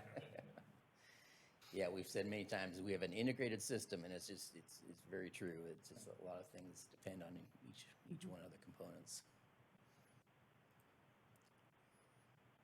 I mentioned our water line and service line replacement, so we're continuing to go with that, but we do have reflecting reductions. I believe this was about, in the workshop, we were reflecting about 47 million over the 5 years, and so we've reduced that to about 35 million. Moving to the wastewater side, primarily the pump stations here we call lift stations upgrades. We have 3 specific ones: Indian Creek, St. Andrews, and Rancho Ponderosa, that we're proposing upgrades, as well as communication and other related improvements to our lift stations to maintain the reliability of those of our wastewater collection system, as well as pipeline replacement, about $22 million. The largest one here is the Mudwood Force Main that we're proposing to begin construction in 2023. We've got also the Strolling Hills sewer line, which is part of the Mudwood Force Main, but just a gravity section at the extreme far end before it enters Deer Creek wastewater plant. And then we also have the smaller collection system gravity pipeline rehab and replacement program ongoing. So that's the main ones for water, hydro, and wastewater. We also have 4 other categories in the CIP. We have about $19 million in just general district projects, IT infrastructure, vehicle replacement. The Hanson upgrade that we're ongoing is a large cost component there that we're underway with.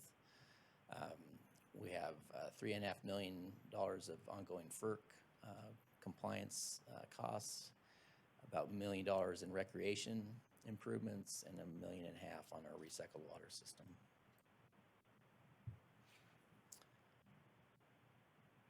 Just a brief interlude.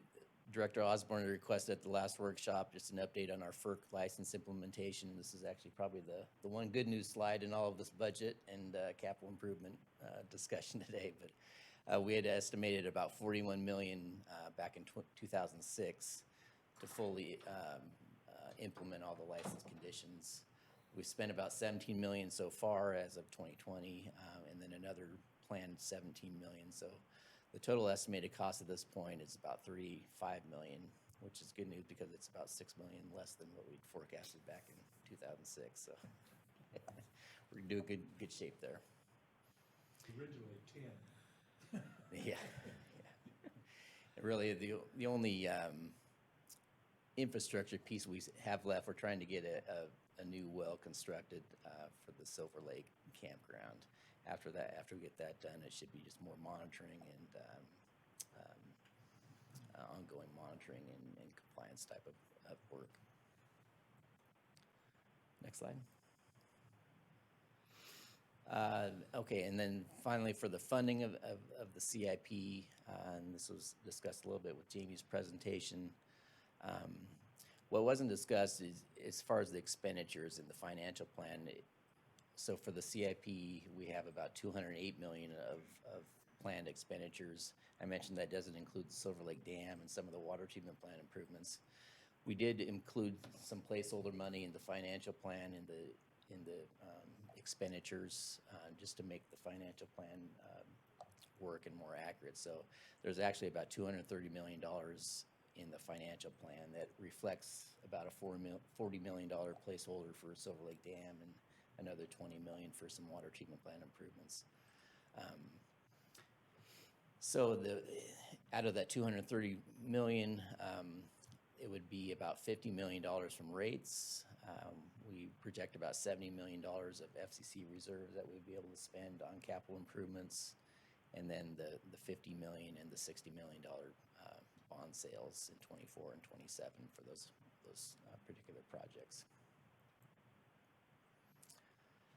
And finally, board options. Option 1 would be to adopt the 2023 to 2027 CIP, subject to available funding, and we're recommending option 1. Okay. I'll move option 1. I'll second. Okay, it's been moved by Director Dwyer, seconded by Director Osborne to adopt the 2023-2027 CIP, subject to available funding. That's right. We come back, as the board knows, we come back for every project and request the funding as needed. Brian, it's easier for a board member to explain to the public these expenditures if they're regulatory required. Is there a guesstimate of, I mean, I know that they kind of transition between dependability and regulatory stuff, but what percentage of our CIP is really regulatory driven? Any idea that you can just give us off the top of your head, I mean? Well, yeah, I would say about 25% of it. I think the majority is more just life cycle replacement of aging. You know, Okay. and of course, if you don't replace those, what we call priority 2 projects, the replacement, then they end up turning into mandated. I mean, replacement, it's like say. the Silver Lake Dam, that's a regulatory Dam is- requirement, and we don't have any choice other than to do it, and it's 25 million or whatever in the heck it is. Right. I mean, it's easy to explain that to the public, that we're bound by these rules and regulations and from a variety of agencies. It's easy to explain that, but when you start talking about just because, as Alan Day talked about, maybe we could hold off for a year, you know, I mean, but the regulatory stuff is you got to do it or you're going to be in trouble. Yeah. Okay, thanks. Okay, any other comments from board members? We'll take comments from public. If members of the public would like to address the board, please refer to the detailed instructions on page 2 of today's agenda.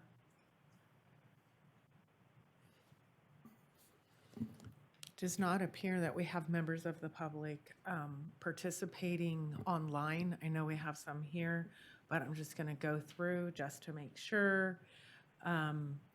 If you would like to make a comment, please hover down at the bottom of your screen, press that raise hand button, and I will unmute you on this side. If you are participating through your phone, you press that *9 button, and it'll raise your hand on this side, and we will unmute you and allow you to speak. President Anzini, it does not appear there are any members of the public wishing to speak on action item number 8, option 1, to adopt the CIP subject to available funding, moved by Director Dwyer and seconded by Director Osborne. I believe we're ready for the vote. Okay. Board members, go ahead and vote. Division 1, 2, 3, 4, and 5, voting aye, motion carries unanimously. Thank All you right. much. Brian, again, thanks to you and your staff and the other departments for pulling together, making this difficult recommendation. Pulling $30 million out of the program is not easy. And I think our capital improvement plan is pretty lean to begin with. We don't have a lot of nice-to-have things in there. They're all gotta do them, and how do we take out some of the gotta do ems and save them for later? So thank you for the team coming together and making it happen. And I'd like to just make one comment that, so many members of our public, especially in my area and in Director Day's area, don't understand the complexities of the asset management that is necessary to run this system. And, when I tell them about infrastructure, and we're over $1 billion in assets, right? So when you maintain $1 billion of assets with only maybe $100 million a year, that's a significant conservative mention, and people need to realize that. So, like I said, Jenga is easy for people to understand. That if you pull one thing out, everything else might collapse. So, anyway, thank you very much. Thanks, Brian. All right, we're on to item number 9. This is awarding a contract to National Auto Fleet. You're not going to get away, apparently. Good morning, I'm Greg Royal, I'm the Fleet and Building Maintenance Supervisor. Every time you come here, you cost us money. So sorry. Those fancy vehicles they keep buying. So, yeah, we're here to ask for more money for the purchase of 2 of our F-550 valve service body trucks. Just kind of a quick overview of this situation. On January 10th, we brought these trucks to the board for approval. During this time, by the time we got through the process, as we went to go order them, the order bank closed right in front of our faces. Oh. And so almost all the trucks during that approval, we were not able to put the purchase through until they opened up, which is right now. So it's been a whole year waiting. And so during that time, we kind of regrouped, found some trucks we could order and get in a timely manner that we needed in the fleet. So that's when as we did that, we found 2 crew trucks that we were able to secure the build slots with. So during that time, we were kind of forced to react pretty quickly. So we put together the memo that we put to reallocate the funding from these 2 trucks to lock in those 2 build spots before they were taken. So we passed that through, got the approvals, and locked in those build slots within a couple weeks of finding out that they were available.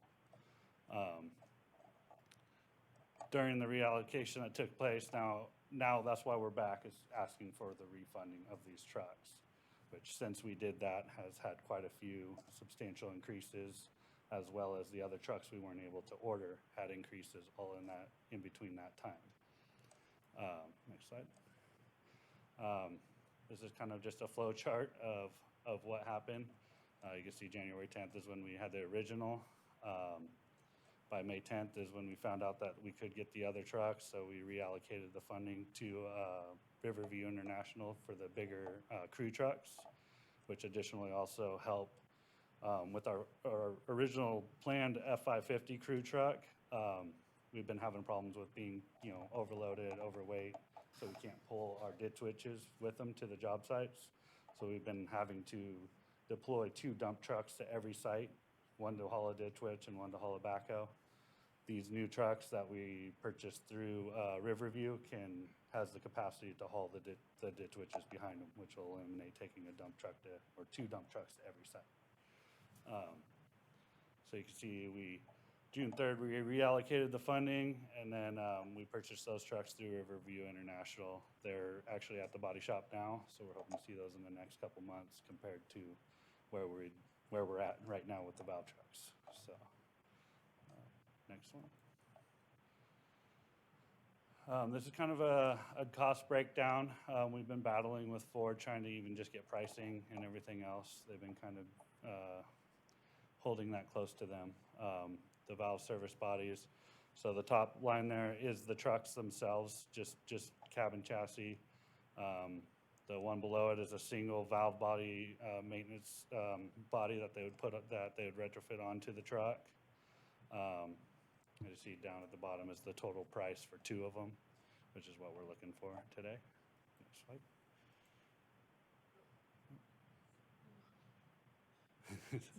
Not again. Okay.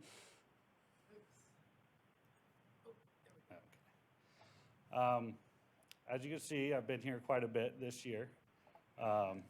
This is kind of a list of everything of when we expect to see them. We actually have in the last 2 weeks seen quite a bit of the trucks we ordered in December of last year finally rolling in. We expect more today as well. So you can kind of see it's just been a long lead time, long wait time, and it just keeps getting more and more.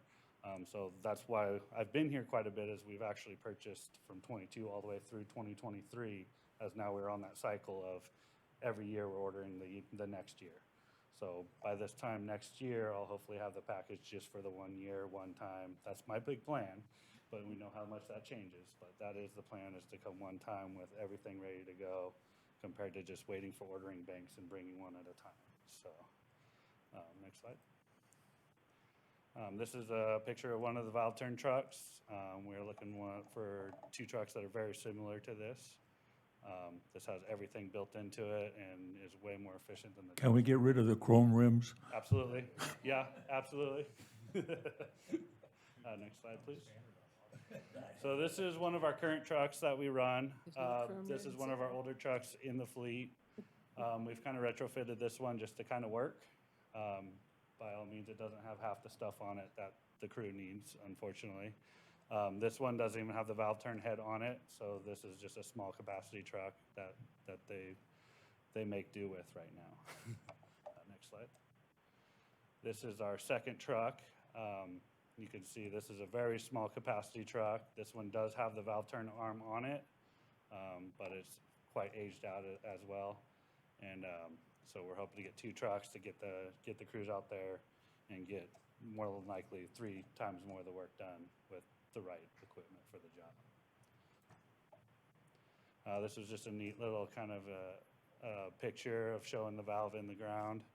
And they reach out and they do all their valve maintenance. And these trucks here are very critical for our valve maintenance and as well as our hydrant maintenance program. Very good excavation work there. Yeah, nice. Very tidy. All right, next slide, please. So board option, award a contract to National Auto Fleet Group in the not-to-exceed amount of $485,969 for the purchase of 2 Ford F-550 valve service body trucks, and authorize funding of $435,210 for the 2023 Vehicle Replacement Program, project number 23003. And we recommend option 1. I'll move option 1. Okay, I'll second. all right. I'll second.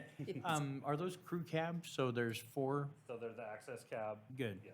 Yep. All right, so it's been motioned by Director Veerkamp and seconded by Director Dwyer that we approve the purchase of those vehicles. Do they have backup cameras? They have everything. Oh, yeah. Heated seats? Well, not that much. Not that much. Glad. All right. Are any members from the audience want to make a comment? All right. Any members from the online or audience? If members of the public would like to address the board, please refer to the detailed instruction on page 2 of today's agenda. All right.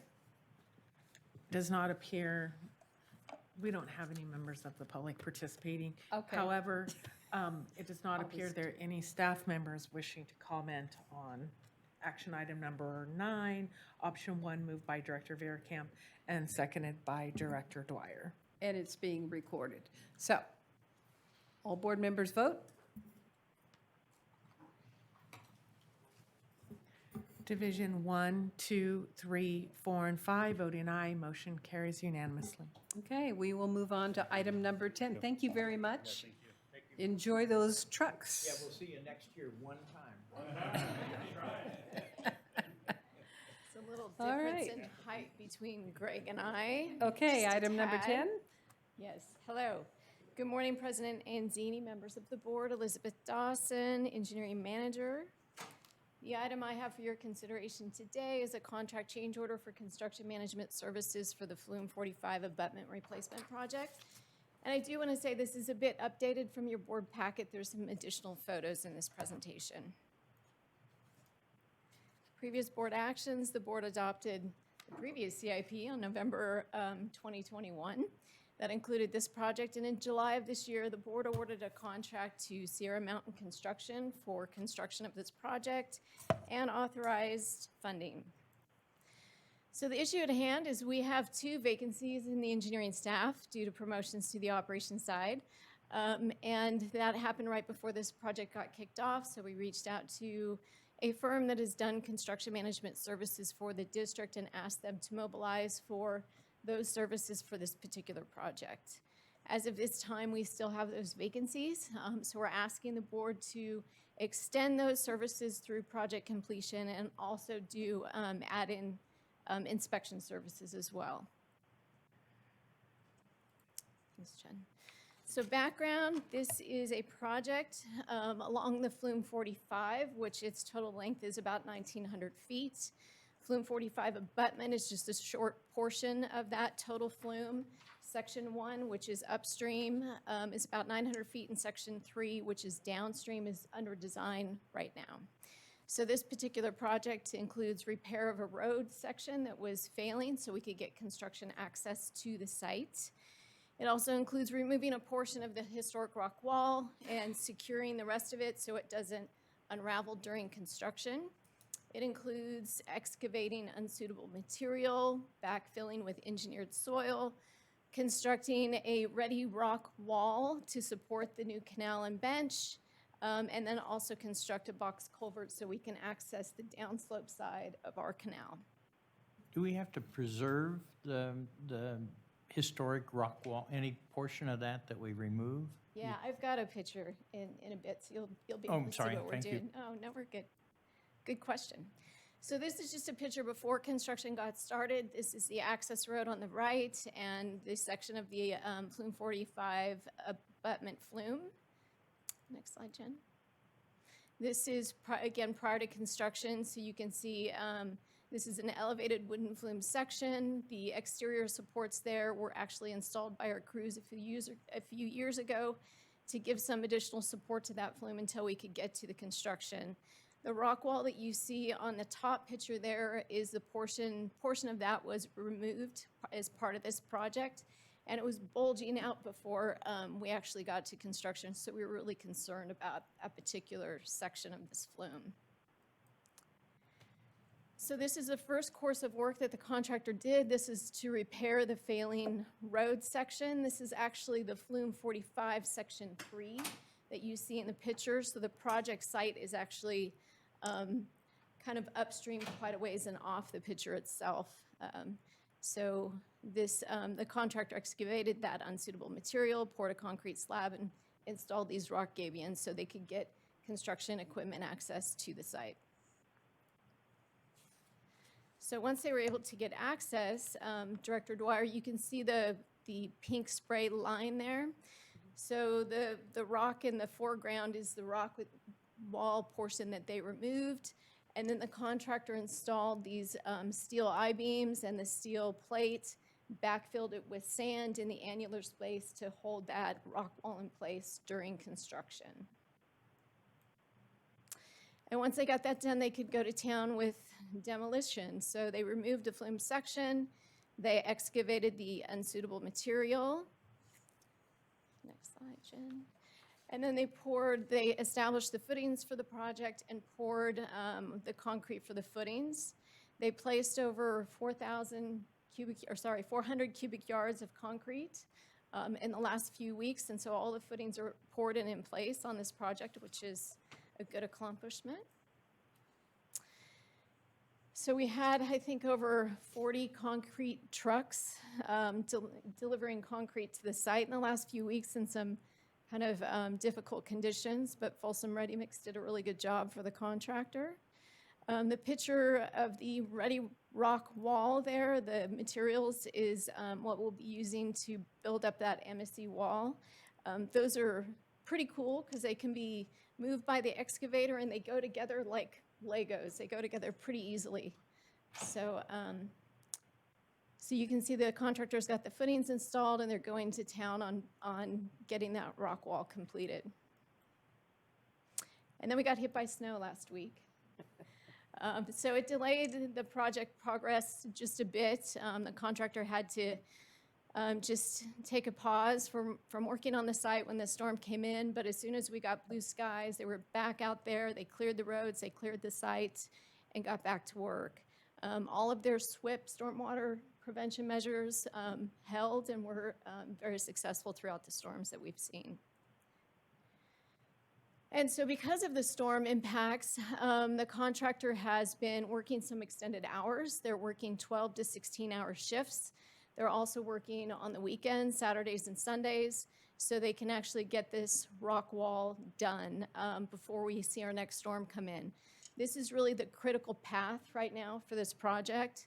It's looking, this picture on the top right, I actually put in yesterday. They're actually on their third kind of level right now with that Ready Rock wall. And they're looking like it's gonna take a week to 2 weeks to get that rock wall built. But once they get that up to grade, you can see our flume section in the middle picture there. They can actually tent the site for rebar construction and shooting the concrete. So they can kind of mitigate any storms that might come in during that construction.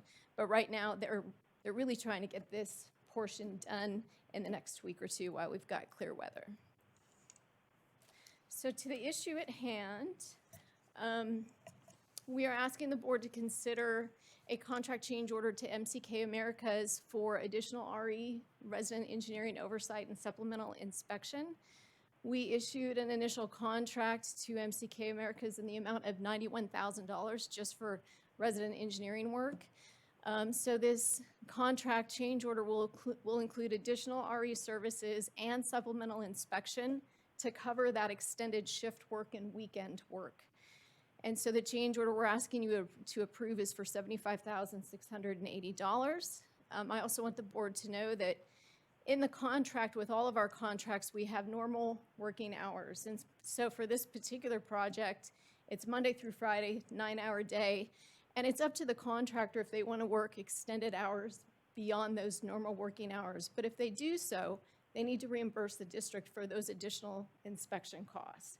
So we will be tracking this on a monthly basis, and we'll get credited from the contractor for those additional inspection costs. Up to $75,000 worth? They won't be crediting us for the resident engineering time, but potentially for the inspection time. Okay. Yes.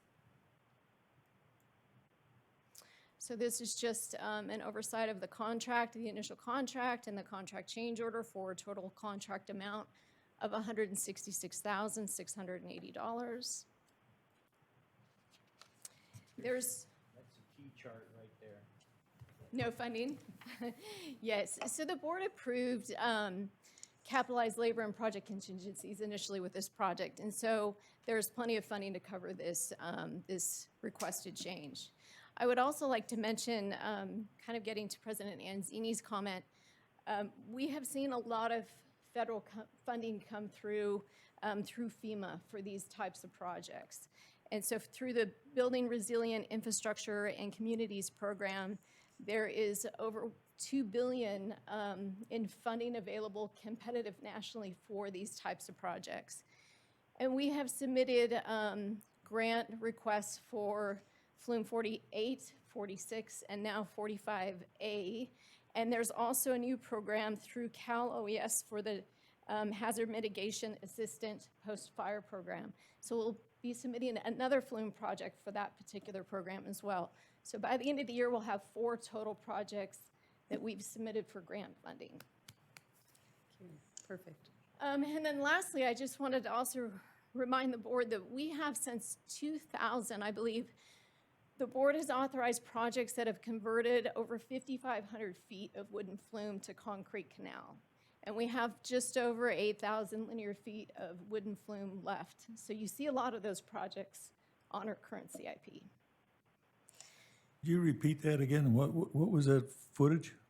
So since the year of 2000, the board has authorized projects that have converted about 5,500 feet of wooden flume to concrete canal. You have 8,000 left to do. Just over 8,000. Okay. Yeah. Are we on schedule to get back online by middle of December? That's a good question.